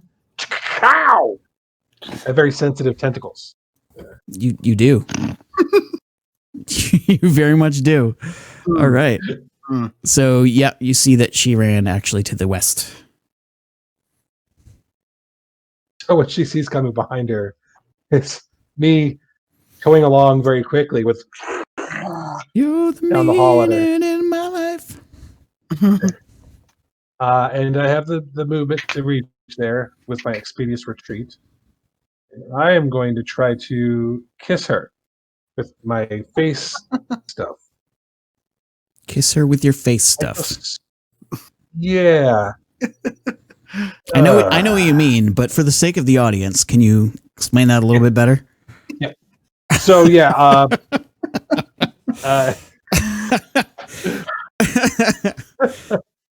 Shellcracked comes flying like he's going twice as fast as he normally can. So very, very quick toes. You can't see him underneath the robe. But he comes spinning around the corner with Quick toes, tentacles closed until he gets really close to the Luxa agent, and then his face explodes outwards and tries to cup their head with his. Yeah. That would be a 28 to hit. Yeah, I think that hits. And she needs to make a DC 17 intelligence save in order to not be. God damn it. Every time you attack somebody this way, I want like love music in the background. I'm all out of love. I'm so lost without. So it's 2d10 plus 4 psychic damage. Intelligence saving throw be stunned until my grapple ends. So the stun only lasts as long as I'm grappling the Lux's face. Oh, yeah. There it is. Tentacles of love, baby. All up in your face. All right. I feel weird. Yeah. I didn't mean for this to be a hentai. I'm not doing anything but eating her brain. Let's not get weird, all right? I'm doing anything inappropriate. I'm just, I've seen enough hentai to know where this is going. Okay.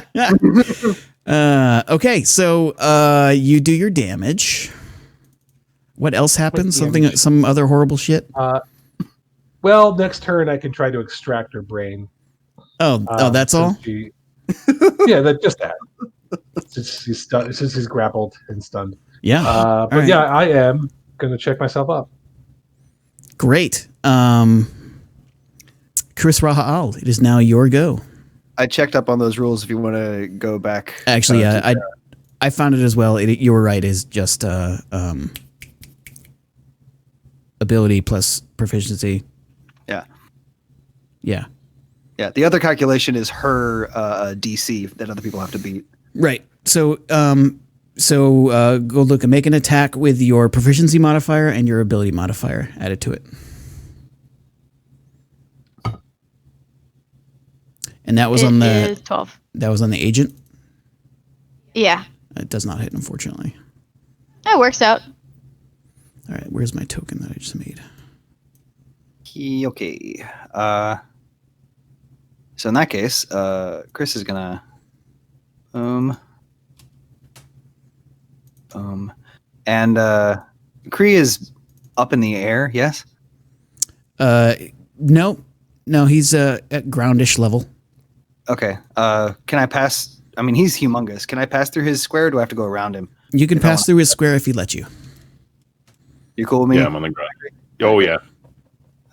So then just about the last little bit of my movement's going to be over here. I've got like 5 feet left.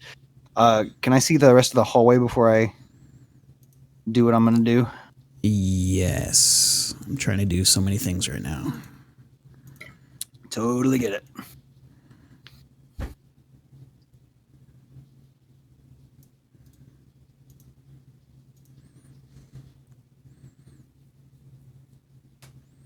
Okay. Basically what I was hoping to see. So I'll take 5 more here. And I am just going to start throwing flame. So okay. Chris Rahal is, circumventing through the barracks, coming up those stairs, dodging past Kree, getting around the corner, and just taking his staff and throwing some fire. Do it. And I have these handy dandy little quick access buttons that L'Oreal Frick gave me before. So here we go. Cool. While you're doing that, go look. You should be able to move around that little whip token that I made. I tested it. I can. Okay. Sweet. So 18 is the first roll. That hits. It takes 12 fire damage. Okay. Is he still up and about? Oh yeah. Or she? Great. Then I'm gonna roast him again if I can. Here we go. No, just no. 13. Okay. No, you're fine. Whoosh. The second one does not hit, unfortunately. So after receiving a big just chunk of mobile flame apparently from your hands onto its back, the archer, having already received a great tail lashing in the same area, squeals out in pain and almost falls forward, which is why the second one missed, because it just went over the same spot. I was expecting him to be tougher. And I don't think anybody can really see it right now, but for anybody who sees me do anything from here on out with that fire, it's not normal fire color anymore. It's going to be like a black flame because of the subclass that I picked up. Oh. Okay, sounds good. And that's my turn, so I need to hit the counter thingy. Do it! Done. Uh-oh. Yeah, okay, we're I good. just get so happy when I remember that. Yeah, and this guy can't go, so Kree! I feel like you're looking at me every time you say that. So I'm going to go around the corner, and I should be able to reach the archer with no problem. Yep. So I essentially do the same thing I was trying to do last time with less velocity. This time I'm actually just kind of coming down and trying to wrap my cloaky wings around her. Okay. and latch on. And that means I will do my bite. Ooh. And I believe that will be a hit. Should be a hit.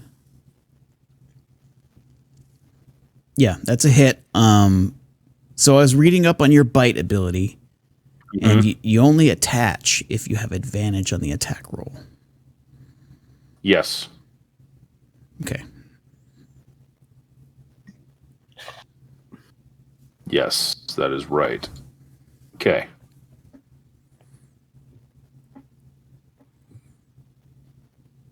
So you bite him, or it, or whatever Right. they are, and they take a bunch of damage. Yep. And they wriggle away. And then I use my tail. Tail. Tail! Dun, dun, dun, dun, dun, dun, dun. Hey, 16 might do it.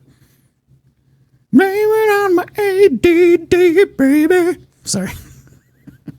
Tail. 16 does not hit. The archer quickly dodges out of the way. Okay. So something I think I was forgetting to add. One moment. Which I believe I forgot to add the other time. So because I'm a blood hunter, I have something known as Crimson Right.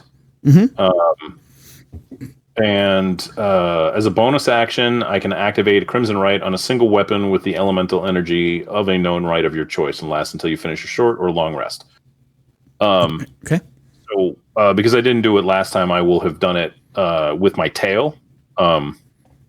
And so my tail for Chris Raha All, what people would see is that his tail actually takes on kind of like an icy blue sheen and actually frosts over, and like you can see the cold kind of like tendrils of like just ice off of it. And when he stabs, when he would have stabbed because he missed, you see like the cold kind of permeate the attack. Cool. That's awesome. Very cool. Love that. You'll get some more wordless version of that in Chris's head through our link. Like, whoa.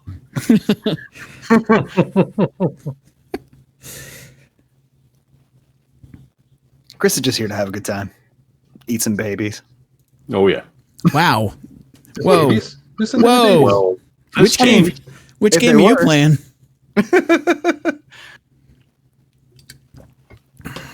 Okay.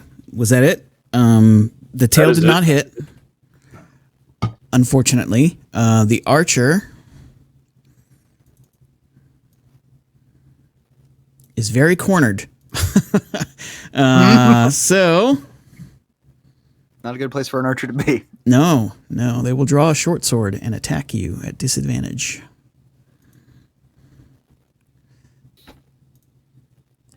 Is that because of frightened?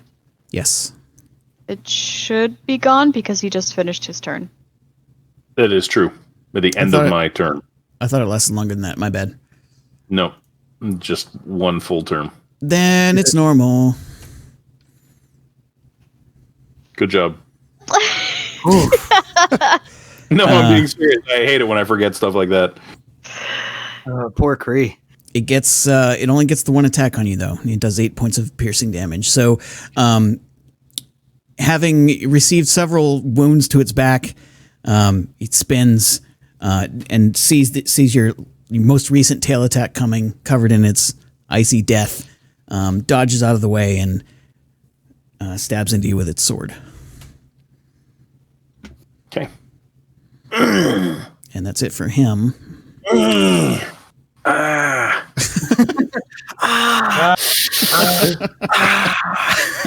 Ooh. You should get that violin music that he plays. Zara, your turn. I could actually do that. I do know the tune. Oh, really? Rutger Hauer, you will be missed. Zara is gonna see that Childcracked has gone after the agent. Chris and Kree are going after the archer. So she's just gonna turn a 180 and look at the champion. Mm-hmm. And this, like this smile full of malevolence is gonna appear on her lips. And I would like to have Zara exsanguinate the champion. Okay. Alone at last. So what it actually looks like is this. If you don't mind me doing this for you. Please go ahead. You actually, with your humanoid hand, you grab the edge of its helmet, pull it up, and you take one of your spider feet and just slash through the buckle on the helmet, toss it aside, and then you your other human hand pulls the shoulder piece over, and you just bite down.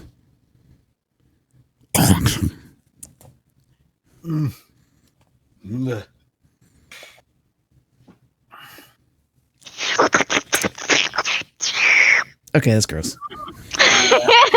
Too much. Grossing out the DM. It does a lot of damage. We don't have to roll it. This guy's out for a long time. It's fine. Oh yeah, I figured it was okay. Yeah, you're good. You spend your entire turn consuming blood. Yeah.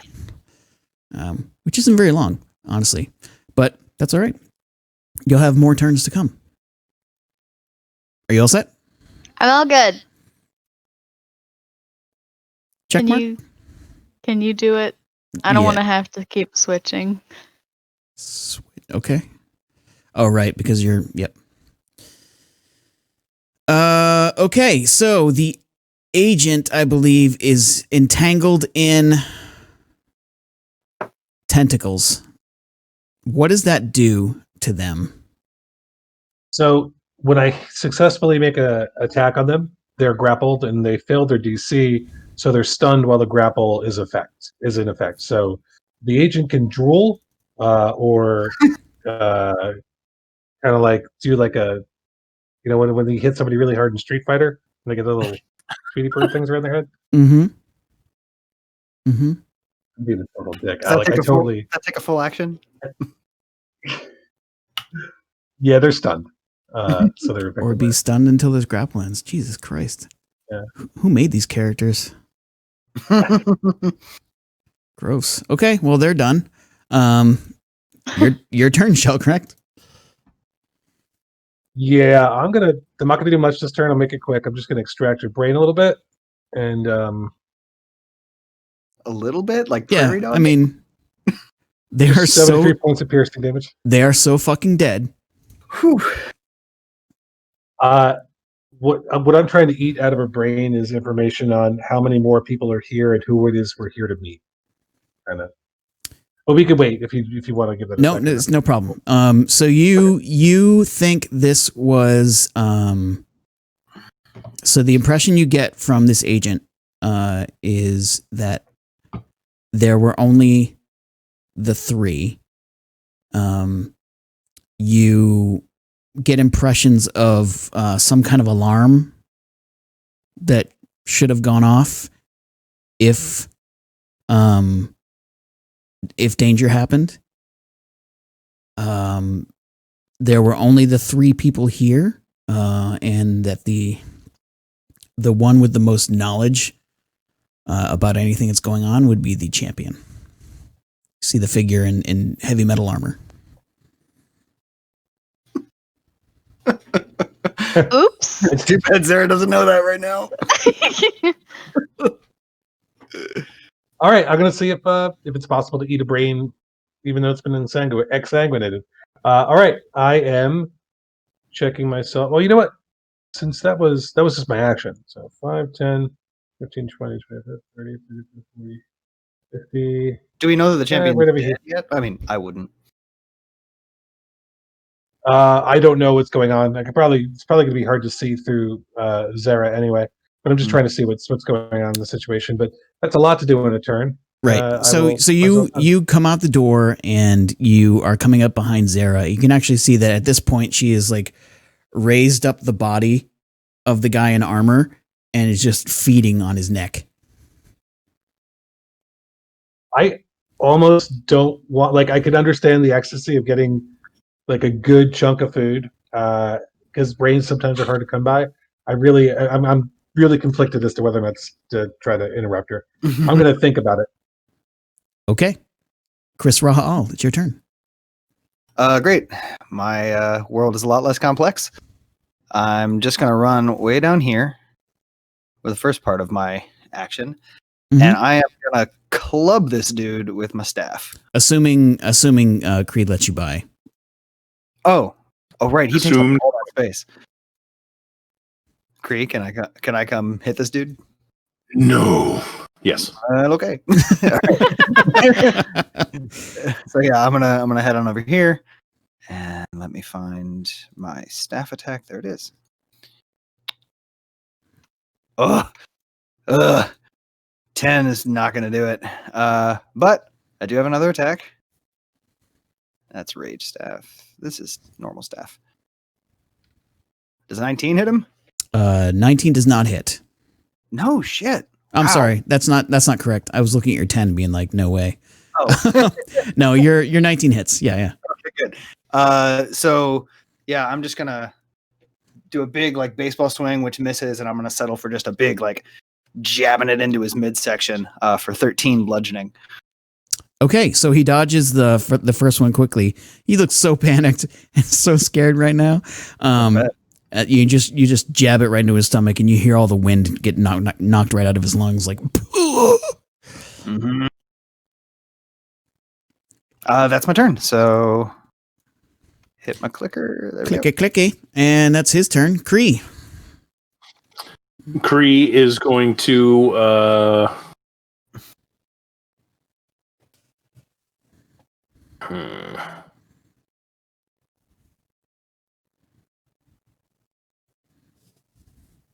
I'm just gonna do what I do. I'm gonna bite and I'm gonna slash. I'm just gonna do what I do. Let Kree be Kree. Ain't no stopping Kree. Yeah, that definitely does it. Yeah. Okay. 2 23s in a row are both going to hit for 12 and 13 damage. Well done. You bite into his shoulder, and then as he tries to like scurry away from that, you catch him with the tail as well. So 25. Okay. And then I also do 2 points of cold damage for my right of the frozen on my tail. Okay. Oh, it's 27. Yep, I know that part. It's the other math. Okay. Sorry. Good enough. Close enough. Great. There's a puddle on the ground. He's still alive. The puddle is pee. Yeah. 3 to hit. That's great. Oh, I should hit done. Thank you. So let me make a check for this guy. He's already frightened. Yeah. Or was. Well, no, he was. It's gone. He's no longer frightened, but that's all right.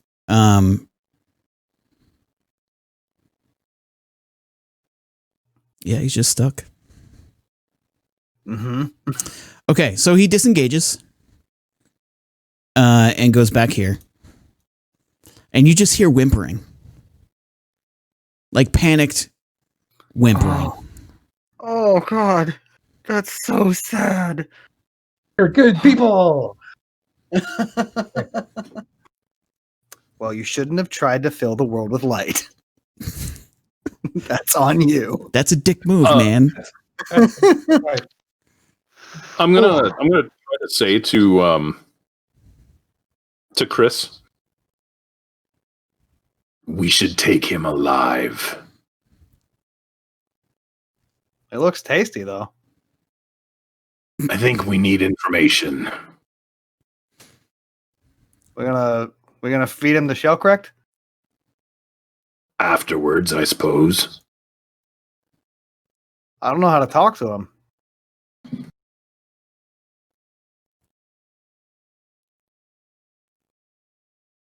I have an idea. All right.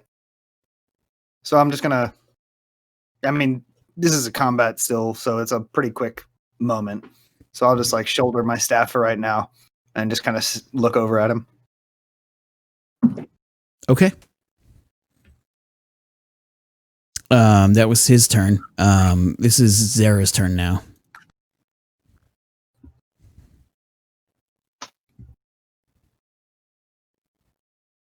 Am I still eating? Do you want to be still eating? Then you're I still don't eating. know how long it takes to exsanguinate a body through mouth. If you're trying to consume all of the blood in the body, it's going to take a little bit, like a few rounds. I mean, I figure it's been a little bit since we had food. Then drink up. I'm drinking up. Chug. Okay. Chuck. Is that it for your turn then? Yeah. Okay. And that guy's dead. Shell correct. I just keep seeing the way she exsanguinates people is that when she lifts them up, it's kind of like the German boot problem when they're chugging a beer. They have to just turn them Just turn at the end. Yeah. I mean, there's a lot of twisting and squeezing involved. It's not a pleasant looking thing. Like after a while, the blood stops coming easily.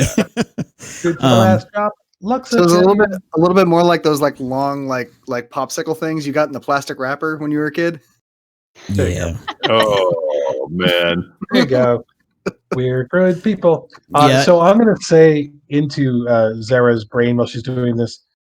Pardon me, if you don't mind, if you just save the brain, because he does have information we need. But, or don't.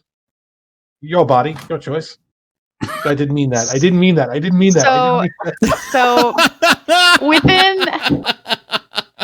within a few seconds of you starting to talk in her brain, you're gonna get this very like feral sort of feeling response where she's just gonna be like,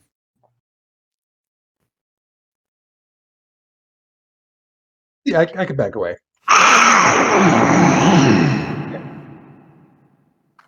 Got it. Yeah, I've tried to take food away from my dogs too. Yeah, I'm gonna back away. so do you say that? No. Okay. Like, do you fucking call me a dog? No, I'm not calling you a. I really gotta not talk tonight. She's gonna drop. Oh my gosh. She would have just dropped gonna that go over body here so fast. And I end my turn. Yeah, right over here. Done. Whew. Okay. Whew, child. Chris Rahal, it's now your turn. Oh, okay. Well, since It's really well in here.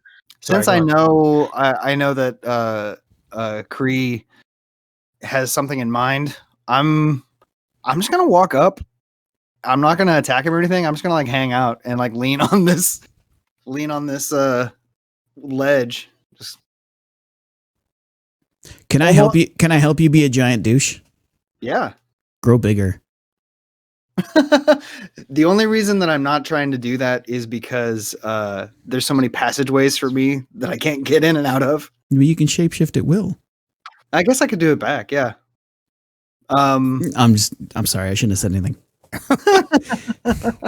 Well, for right now, I'm actually not trying to intimidate the crap out of him. Okay.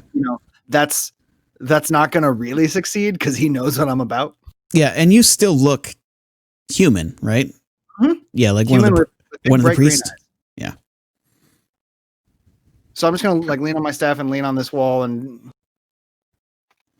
Right. Okay. So this human carrying like a staff that is twice as thick as their arm, and probably, 8 feet long. Like it's not a problem. Just leaning there with these horribly sickening green eyes, like brilliant, sickening green eyes, just staring. And the archer just gets down on his knees and looks like it's praying. But that's just a quick thing that happens. Are you doing anything else in your turn? no, I'm waiting for Kree's plan to go into action. Okay, the champion continues being consumed. Kree, it's your turn. Oops, I didn't mean to hit done. That's okay. Got you. It's too late. Too late. So I move forward, and with your permission, I'm going to slide into the room and occupy the space up against the wall, and be the kind of cloak that I am, and kind of like fill up the whole like upper part of the room, and just hover over the over the archer. Mhm. And with Kree's little hand, he's actually going to grasp the heart that he has, the heart of the tree, Mhm. and say, not only in undercommon and audibly, but kind of through his mind link, and say, I need help speaking to this creature. and I'm speaking to Heldrasil.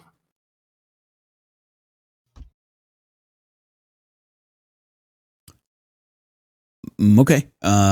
You do not get any immediate results. Make an intelligence check. Okay. Intelligence check. Not a saving throw. Let's make it a save. Intelligence save. Okay, so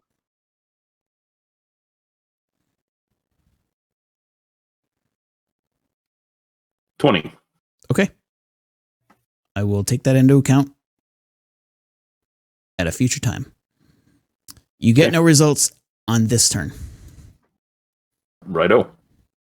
And other than that, I am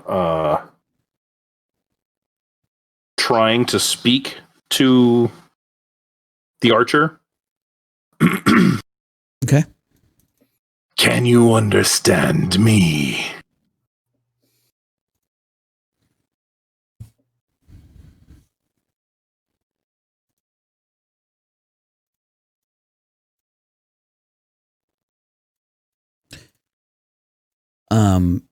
For the briefest of moments, things calm down for you, and you can feel Heldrasil's attention. And you see understanding in the archer's eyes. But he doesn't say anything. And he continues to pray. And the prayers you hear, they're common prayers, like, save me from this evil, Luxa, save me, that kind of stuff. Rage Mage is not good at prayers, so you get the idea. Do we want to keep going in initiative turns, or we don't need to at this point. No, Okay. we don't need to at this point. In that case, after a couple seconds go by, I'm just gonna reach out to this thing's thoughts with detect thoughts. I'm just listening in, basically. Sure. Okay. I do quickly say to Chris, You should get the others. What? Okay. So you have done that. Chris Rahal, you have received that message. We're going to go to Zara and Shalkrekt. I'm not What's actually running like that, but like I'm waiting. What I'm doing is I'm waiting for her to put the body down and then trying to very quickly eat the brain, hopefully while it's still viable. Okay. This is the life we live now. It takes Zara, if you just continue to consume, then it will take like another minute. Of just like you're eventually like trying to like squeeze all the, because you're really hungry, you know. Yeah, I do try to avoid the head section. I have a question. Can I eventually like chew my way through the neck If you want to. to like have the head drop, and then just have just the neck as I'm squeezing everything out? If you want to, that's fucking gross. I would love to do that. Okay. Tube of two.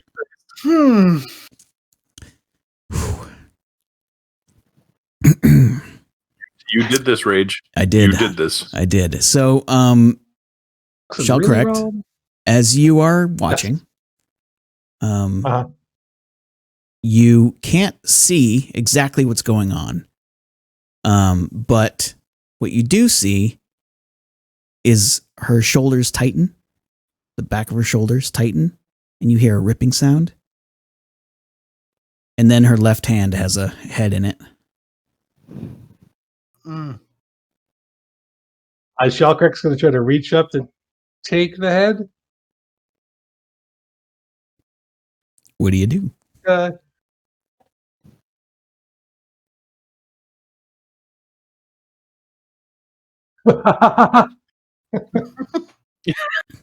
to not drop it. Fumbles the head. 5-second rule. Okay. You now have a head that is very dead. I'm gonna just taste it real quick to see if it seems like it's still good. Make a nature check. Nature or medicine, whichever's better. I just think medicine would feel more right with Shellcrack. I don't think I have anything in either of those. So. Okay. That's good 15. enough. You realize it actually died probably half a minute ago. There's probably not much left in there.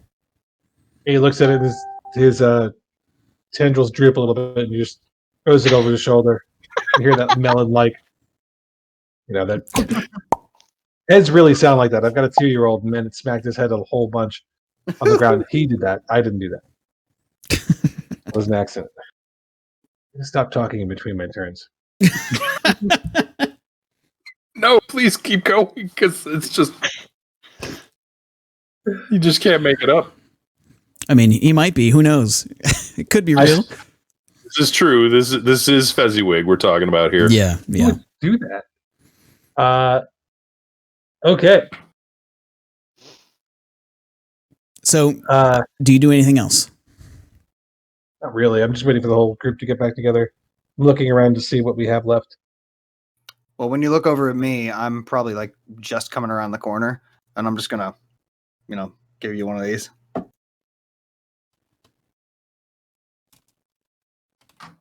And then I'll start heading back from whence I came. Yeah. So you round the corner, you see blood all over the front of Zara if she turns around. Okay. Yeah, there's a body right behind her. Can I have a moment of indignity given to her? You can do whatever you want. When she turns around after finishing and dropping the body, she's gonna have a little bit of a snaggletooth happening.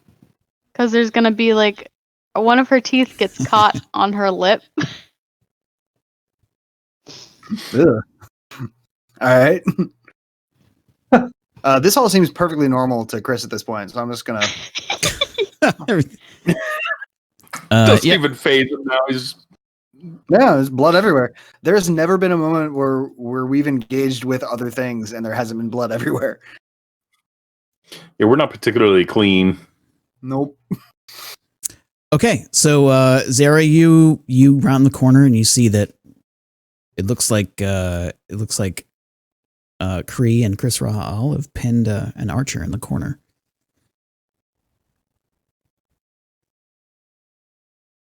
Oh, who kept him alive? Well done, Kree. You must be peckish. I am hungry. I don't get any credit. I'm so good. So I have a question for you. Is all of this conversation internal or external? I usually always, unless they're too far away, I'm always speaking with my mind. Right. But it's more for everyone else, really. Are you able to speak normally? I can't remember if your creature type can. Doesn't say it can't. You Okay, can. let's It's say just it's weird and wet and difficult. Weird and wet. I know that whenever Zara speaks, it's going to be out loud, but she hasn't said anything yet. Okay. I tend to speak out loud unless I say otherwise. Okay. Kree speaks out loud. Okay. Thank you. saying more the not eating him as opposed to bringing him down. No, I know you can restrain yourself, Chris Rahav. Through you reach the Chris Rahav. You can just say Chris if it's easier. So much easier. Have you discovered anything from this one? I think Kree's still working on it. So you can understand me.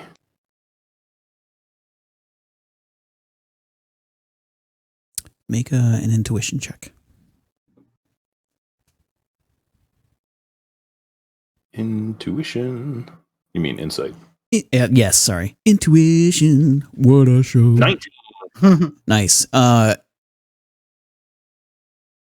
It seems that this being, this human, is confused about how it can understand you. You can tell that it can definitely understand you, and it also looks like it's actively trying to make it look like it can't. Okay. So, am I still speaking in Undercommon? Yes. Okay.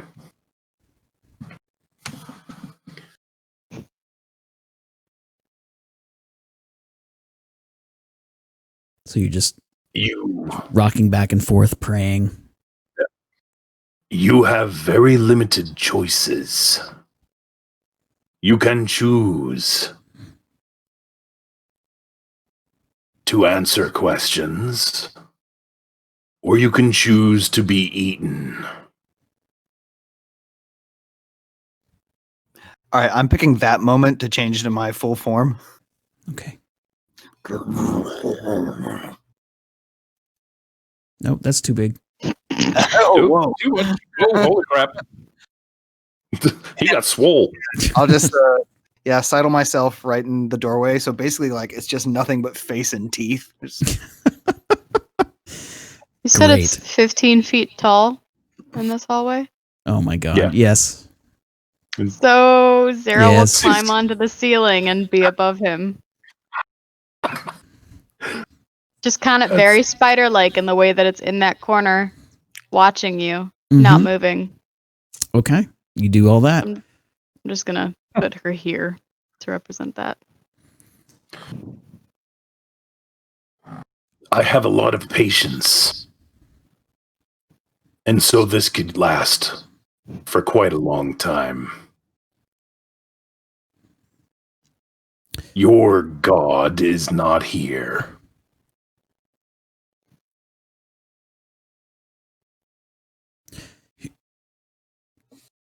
The archer stops praying. And with a look that is more desperate than resolute, looks up to face all of you and says, "You're going to kill me anyway. You're going to consume me anyway. So nothing you say matters. You won't let me You don't live. even know us. And you make a judgment. We know you. No, you don't. You think you know. You have a great deal of arrogance. You are creatures of darkness. And you are a creature of light. And what you do is you attack and consume. That's all you do. No, I hunt for food. It is part of my nature.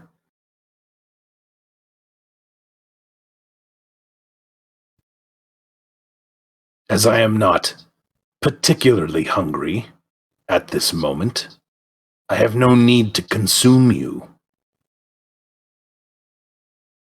And if you answer questions honestly, I can let you go. 1 second.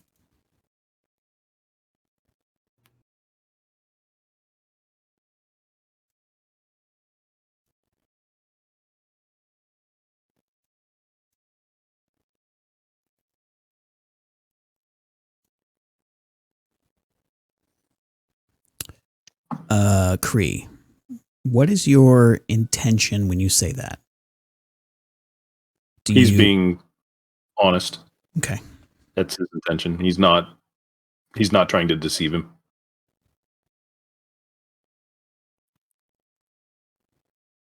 Speaking out loud right now, right? Mm-hmm. Just be aware, Kree, there was some sort of alarm here intended to be tripped. Well, I can go try and find it. I respond in kind and in just in my head and say, we should probably do that. All right, then Chris is going to wander off for now.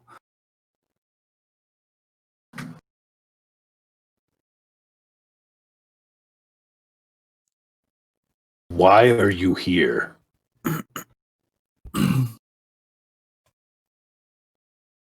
So almost as if he's reading from like a script. Luxa's light will purge the darkness. There is nothing else. There is no other purpose. Luxa does not want this. She has told me herself. Darkness and lies. What reason do I have to lie? You want something from me. And you will say whatever it takes to get it. No, I wouldn't. Just because I hunt in the darkness does not make me deceitful.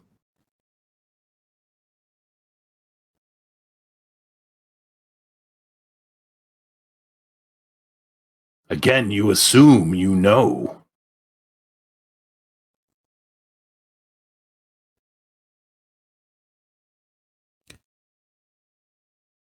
You have proven otherwise.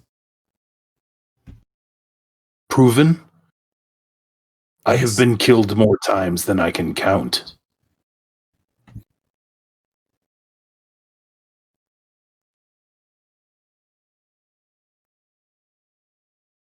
Every time I come back, you happen to be here. And I am again hungry, and I must eat.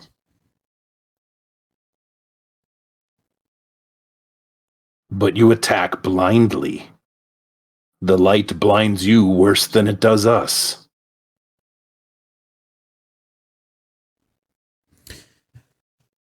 The light purges those that cannot see it. And its purpose. Your light destroys without reason.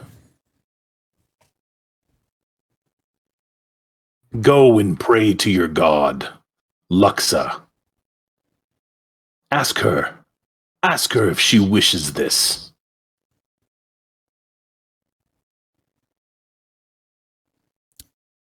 She does not answer me directly.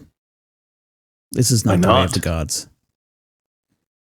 If you follow her, does she not give you favor? She does. She works in mysterious ways. I cannot fathom all of them. It is not my That place is to do so. That is a cop-out for the uneducated and ignorant.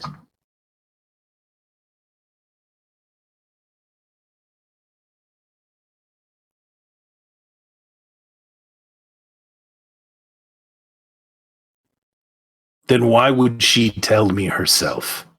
Why would she go through the effort of pulling me to her bound location? I don't believe you. What are you, bound? She is bound by chains of light. Were they actually chains of light? I just want to make sure I got that right. They were like metal infused with light. It was like a dark metal, but it was bright at the same time.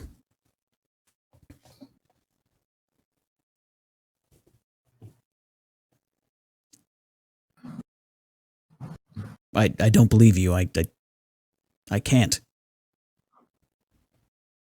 Why can't you? I don't believe that all the creatures that follow the light are out to kill everything. I believe that you were blinded by a Luxon. A brother who betrayed his sister.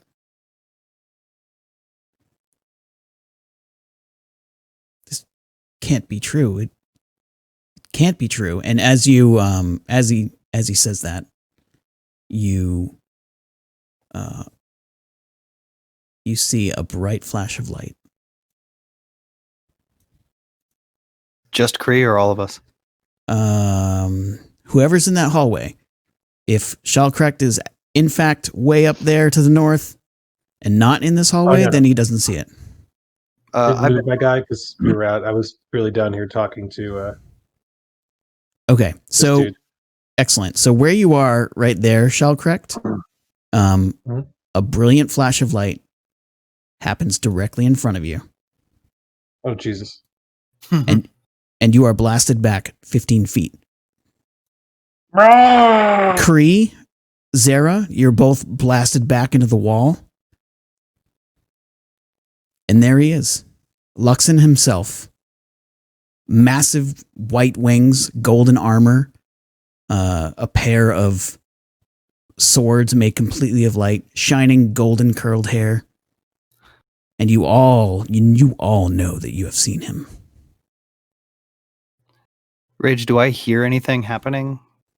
You get a sense of alarm from your friends. Right. Oh, right. Then yeah, I'm and you heard like a like a Got it. Is it possible to do anything, or are we stunned? No one is stunned. But we're gonna end the session right there. That makes sense. Whew. All right. Cool. That makes sense. I just discovered that I can increase and decrease my token size on my own. Hey, I don't have to do anymore. Yeah, it's fun. I just did it to like go through the doorways, and then ballooned back up. Okay, so that was good. That was good. That went interestingly. Definitely not the way I expected it to go, but I hope you all had a good time. This was a shorter one, but I felt like to make the next part happen would take a very long time, and it would be weird to interrupt it. So we will have it next time. Cool. Did you guys have fun? I had a great time. I really liked the angle we approached the story from this go around. It was really fun. Good. Cool. Do we want to go through the do's and don'ts, the goods and bads? We have plenty of time. Why not? Yeah, go for it. We'll do what we normally do, and we'll start on the right side of the screen that I'm looking at, and we'll go with Shalkrekt, the steepled-fingered wonder. Yes. I do. I think it's just, I don't do this normally when I play the game. I think it's really just it's the character. Like I really just want to grab things with my face tentacles. It springs it out of me.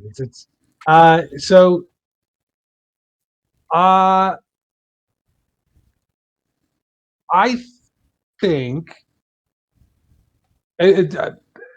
everything's gone well. I think I hit a little snag with Shalkrekt for myself this week. It's not really so much about the game as it is with like everybody else.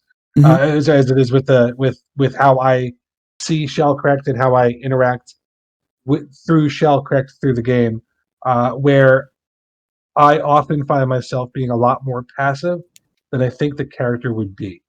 That's so I've got a couple of characters in my game that I run with a bunch of dads who live in my neighborhood, and I've got one or two guys who are like, "Well, we're not going to do this because my character wouldn't do that." So like I've been working on that right. My character wouldn't do that, so we're totally not going to go on this adventure. My character wouldn't ever be friends with these people, so I'm totally not going to do it. And I found myself getting a little bit of that tonight. Like, well, Shalkrekt would totally. Well, how about Jason just shuts the hell up and has Shalkrekt do stuff when it's fun and makes sense. So once I got over that, I had a much better time. This is great, Rage. I mean, I have a great time playing with you guys every week. It's a really good group of people, and that's even if you weren't here, it'd be great. I'm joking. You do a great job, buddy. I'm really amazed how quickly you came up with a battle map. I too have been in a situation where we're like, oh shit, we're totally not going to do everything that I thought we were going to do tonight. So I guess I can pull something out of my ass online. And you did a good job. Thanks, buddy. Well, thank you. So I wanted to address one thing. So this campaign is a very non-standard in the way I normally run things. In that I have a definite direction I want things to go, but I want to give you all some freedom, but I also, like, a lot of times I have to really like rein it in. Because this is a little bit railroady because it's a very set and defined thing, because it's a short run campaign. If it was like I'm going to run this campaign for the rest of my life, then, there would be a lot more freedom. You can be like, oh, I want to go like learn how to knit. Okay, fine. You go learn how to knit. That kind of stuff. But like I'm not saying I feel like I'm being railroaded. No. I understand. I'm just sort of clarifying for you and the audience that this is a little different than what I would normally run in a larger, more open campaign. The story itself also is well crafted in that it's lent towards, like, there is one simple thing we're dealing with. Right. So I think that's why we don't necessarily feel railroaded, even if that might be the case. Well, I'm glad. I'm glad it works out that way. Cool. Good. Was there any bad stuff you want to talk about?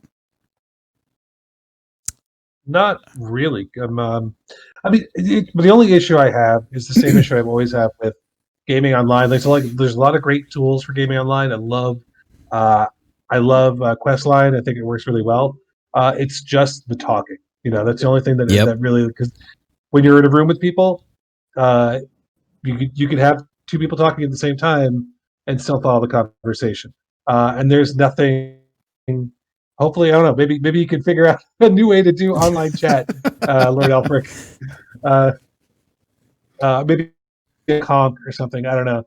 I have put serious consideration into it, and the only thing I can think of is there is a technique used in some games in some arenas, and I have thought about trying to eventually implement a spatial audio system. Meaning that where your tokens are on a battle map would have relation to how well somebody could hear you, and you would apply the Doppler effect, or not the Doppler effect, but distance calculations to determine how the volume would work for people at a certain distance from you. So you could get two tokens and move them off and then have a conversation and still kind of hear people having a conversation over here. It has been a concept in my head. I don't know if I have the time to implement such a ridiculous feature in terms of just effort. It would be amazing. But that's the kind of stuff that helps that's why people, from a technical standpoint, it's why people are able to filter out conversations when multiple people are in a room, because it has to do with distance.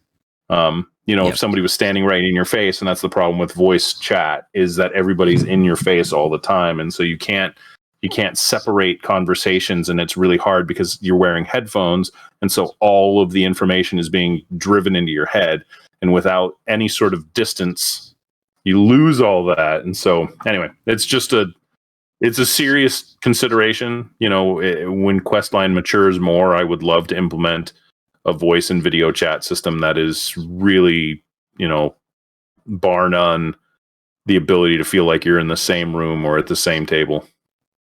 So what you're saying is next feature update, it'll be in. Yeah. When I never. Yeah. Cool. Was that it? Was that it for you, Shall Correct? Or sorry, I guess I can call you Fezziwig now. Oh, he froze. He's dead. No, I saw him move a little bit. Oh, he moved. I don't know why he's not responding. He might not be able to hear anymore. Fezziwig. You know what? Let's just move on. Sorry, I'm having issues with I'm sorry, hold on. Okay. Say it again, please. I'm sorry. All I said was that it? Are you good? Yes, we're good. We all stopped so we can move on. Great. Right, exactly. Okay, so next on the list would be Lord Elfric himself, Kree. How you doing? Oh, I'm great. So some of my favorite parts honestly have to do with the music, like being able to hear the music. That's such a huge thing for me. And I know it's a feature that I had added to Questline a little while ago, and it's been really amazing, either running games or being a part of them, and like having that kind of, it's very natural to me, like hearing the music rather than it being overpowering and overbearing. I just, it adds so much to me. Simple things like the dice rolls, that kind of stuff, it really draws me in. Yeah, I do want to say thank you for adding the music. Music is something I've always liked adding to campaigns, and having it be in browser or in app is so helpful on so many levels. Like, I don't have to balance 3 different audio like programs to try and make it happen and mess with my audio shit to make it work. So thank you, because it's amazing. And then honestly, getting to use some of the new abilities that I have as a blood hunter. Those were some really neat, fun things to do. You know, kind of expanding the idea of, you know, Kree is more than just this monster. Him having the conversation, and getting to see the look on the archer's face when I was kind of leaning him towards the disbelief. So it's, to me, that's kind of, it's why I love to play like that kind of stuff, that interaction and that stuff. That's amazing. And then I think finally it was Shall Correct when he ate the brain of that stupid asshole who stabbed me in the back. Yeah. Oh, that agent got you Great. good. That agent got you good, you fucker. Fucking bitch. Other than my own technical difficulties with, you know, things that I always love to do, which is make life a little bit harder for myself with Questline. Those are the only bad things that I have to say, is my own failings. Okay. All right. Thank you for that input. Chris Rahal or Jarmeet.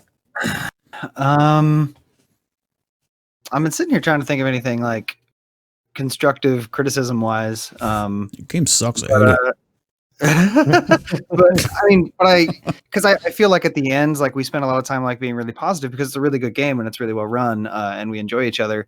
And I feel like maybe I'm getting lax on like things that we can fix, but I'm really kind of struggling to find things that are a problem. I like to try and keep things as exciting as I can because watching tabletop can be a little dry, and I think that it's nice that we all try to add flavor.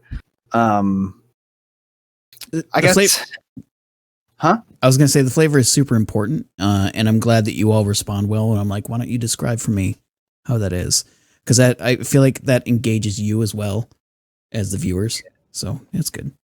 Please continue. I'm sorry. Okay.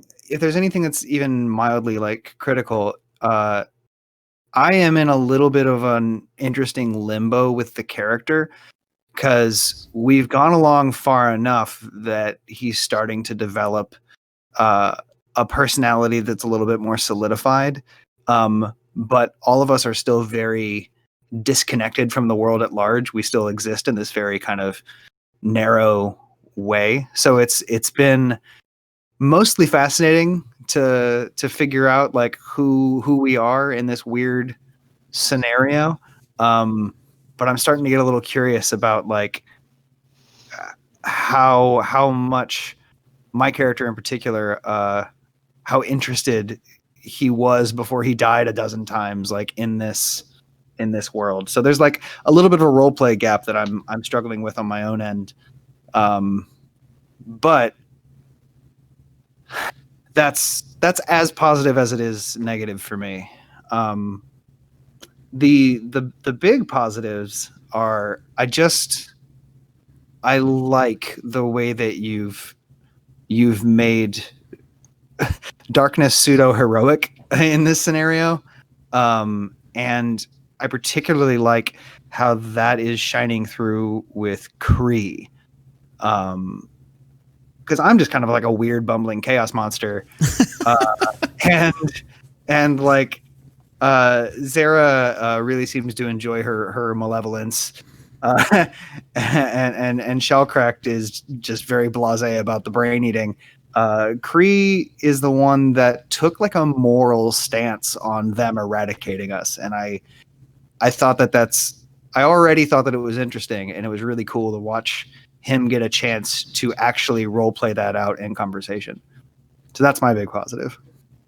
Yeah. So one of my massive failings as a DM is that I am not great at conversations because Rage Mage is not a great conversationalist. I love setting up complicated combats and interesting concepts and like, you know, broad sweeping, like this is cool world stuff, right? I love setting that stuff up. But when like in the moment when I'm playing some shithead NPC who's getting interrogated by a fucking cloaker, like I'm like, I don't know what to say. I feel like an idiot. Derp, derp, derp. Like, so, in a way, I want to apologize to you, the players and the audience, for not being able to handle more social characters. So that's one of my biggest failings. That said, I'm happy to have created a world that, or at least like a microcosm that you've all sort of jumped into and then spread your wings out and you're just trying to feel it out. You know what I mean? So thank you all for that. That was my positive and negative in the middle of Jarmeet's positive and negative. Are you good? Yep. We're done with the nesting doll of positive negative. Okay. Now we're going to go with Zara Goldluca. Hello. So, my positive definitely has to be the amazing atmosphere that was set because of the music choice that you did throughout this. Like, every area had its own tone, and it was very well set, and it really, really helped me, like, stay in character and stay on theme with everything that was happening. And I really enjoyed it. Like, it is ridiculous how well and how much... Words are hard. I can't figure out how to describe it very well, other than, like, the sound was really good, and it helped me enjoy the game. I feel... I'm also not good at wording. I like to take time to write things down. Yeah, no, I really, really enjoyed that. I feel like it's pretty integral to the game now at this point, and if you took it away, the game would definitely suffer for it.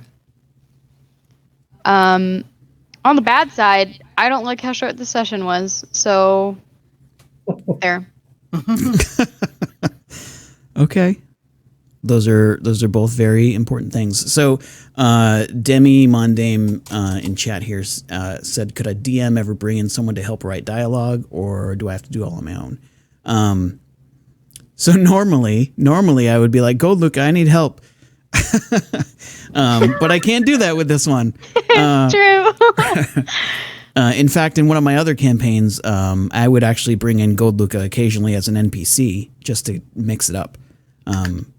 So, like, it's great to see your player's face when they're not expecting her voice come through the microphone.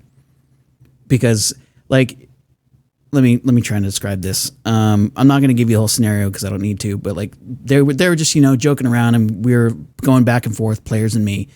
And then Goldluca spoke up, and everyone shut the fuck up.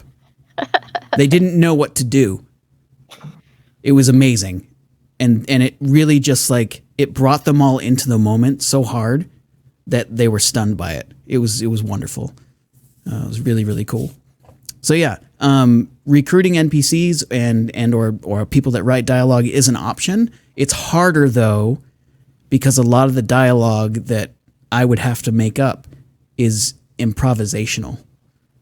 Because I can't write this stuff ahead of time. Like I can have an idea of where the story goes, But if I'm actually writing out lines of dialogue too early, then that's like fucking railroading hard. You know what I mean? And that takes agency away from the player. So I would like to say though that you do a pretty good job of staying within the voice of the character you're playing. I don't DM much, but when I do, sometimes I find it hard not to just slip into easy colloquialisms and like the way that I want to talk.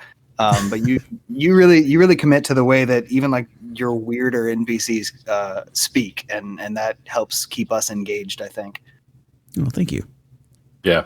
I think things like Ickit, the first time you spoke as Ickit, absolutely brought us all four right down. We were like, oh yeah, we were done. Like, we could just have the character forever and we would be fine.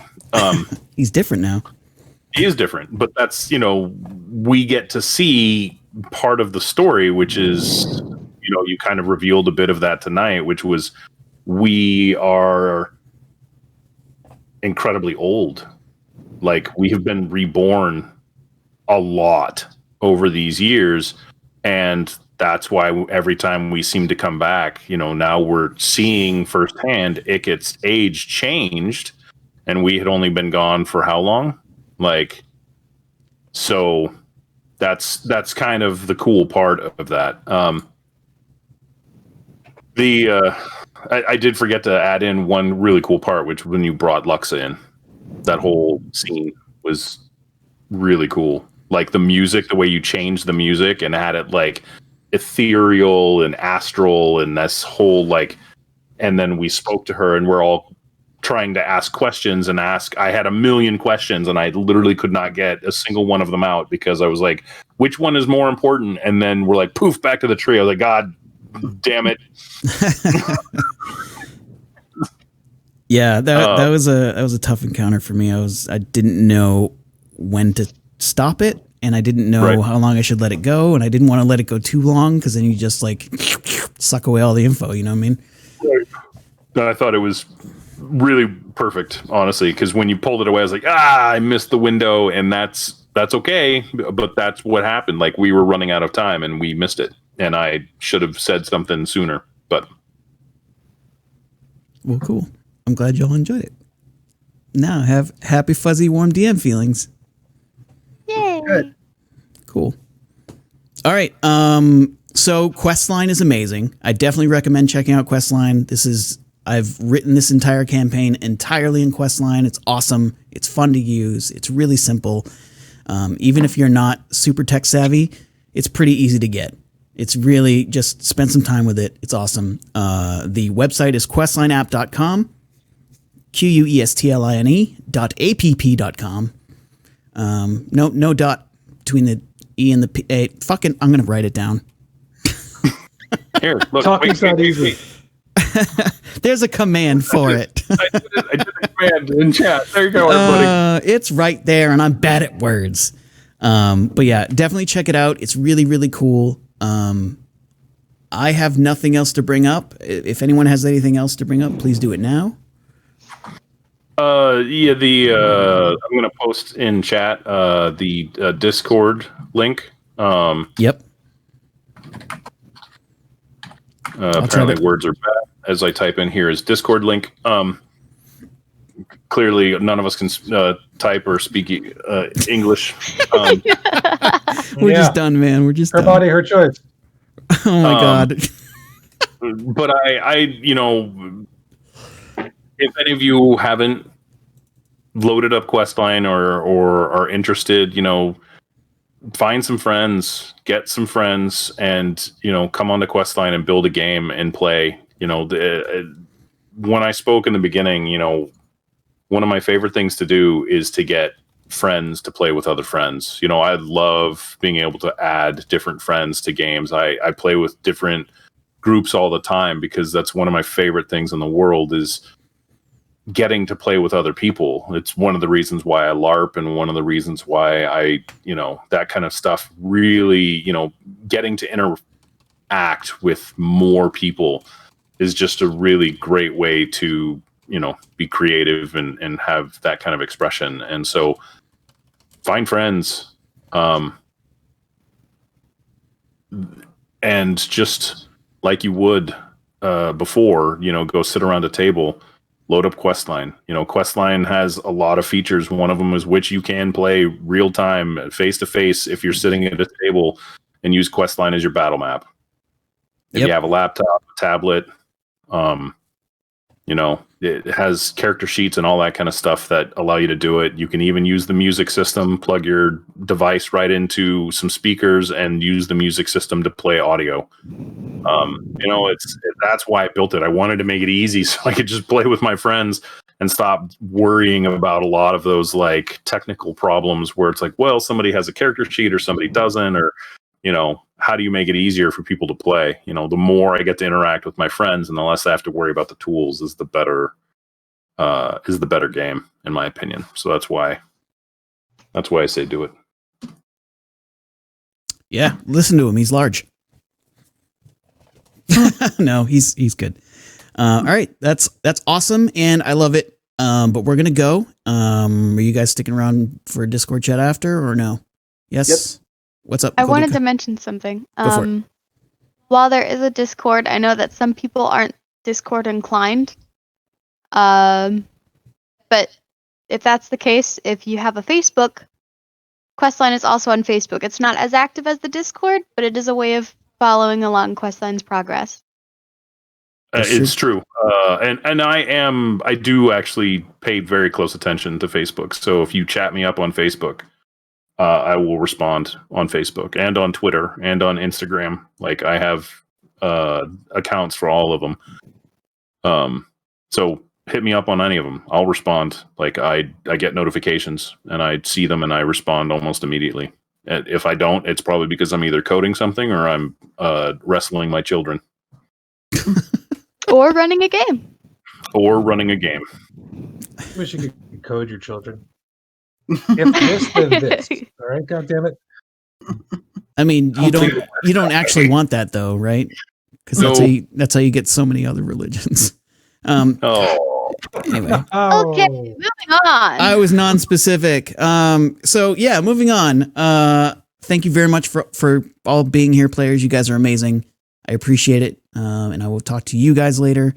I'm gonna mute Discord and stuff, and I'll see you guys in a minute.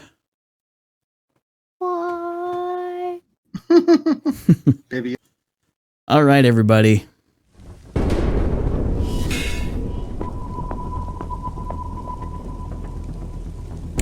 This was very, very cool, and my players did great.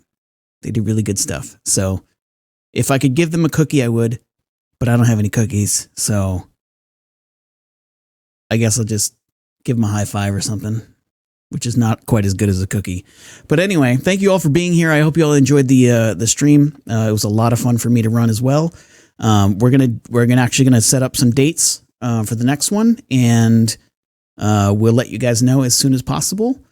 In the meantime, I'll be streaming again, I think tomorrow or Monday. Tomorrow or Monday. I don't know my own schedule. What? Monday. Yeah, we'll be streaming again on Monday. I'm so bad at scheduling. We'll probably be back on with some more Assassin's Creed Valhalla if you're interested in that. Cool. Awesome. I'm going to go. You guys rock. Stay safe. Wear a mask. And don't be a racist. It's pretty simple. But thank you all very much for everything. Have a great night. We'll talk soon. See you later.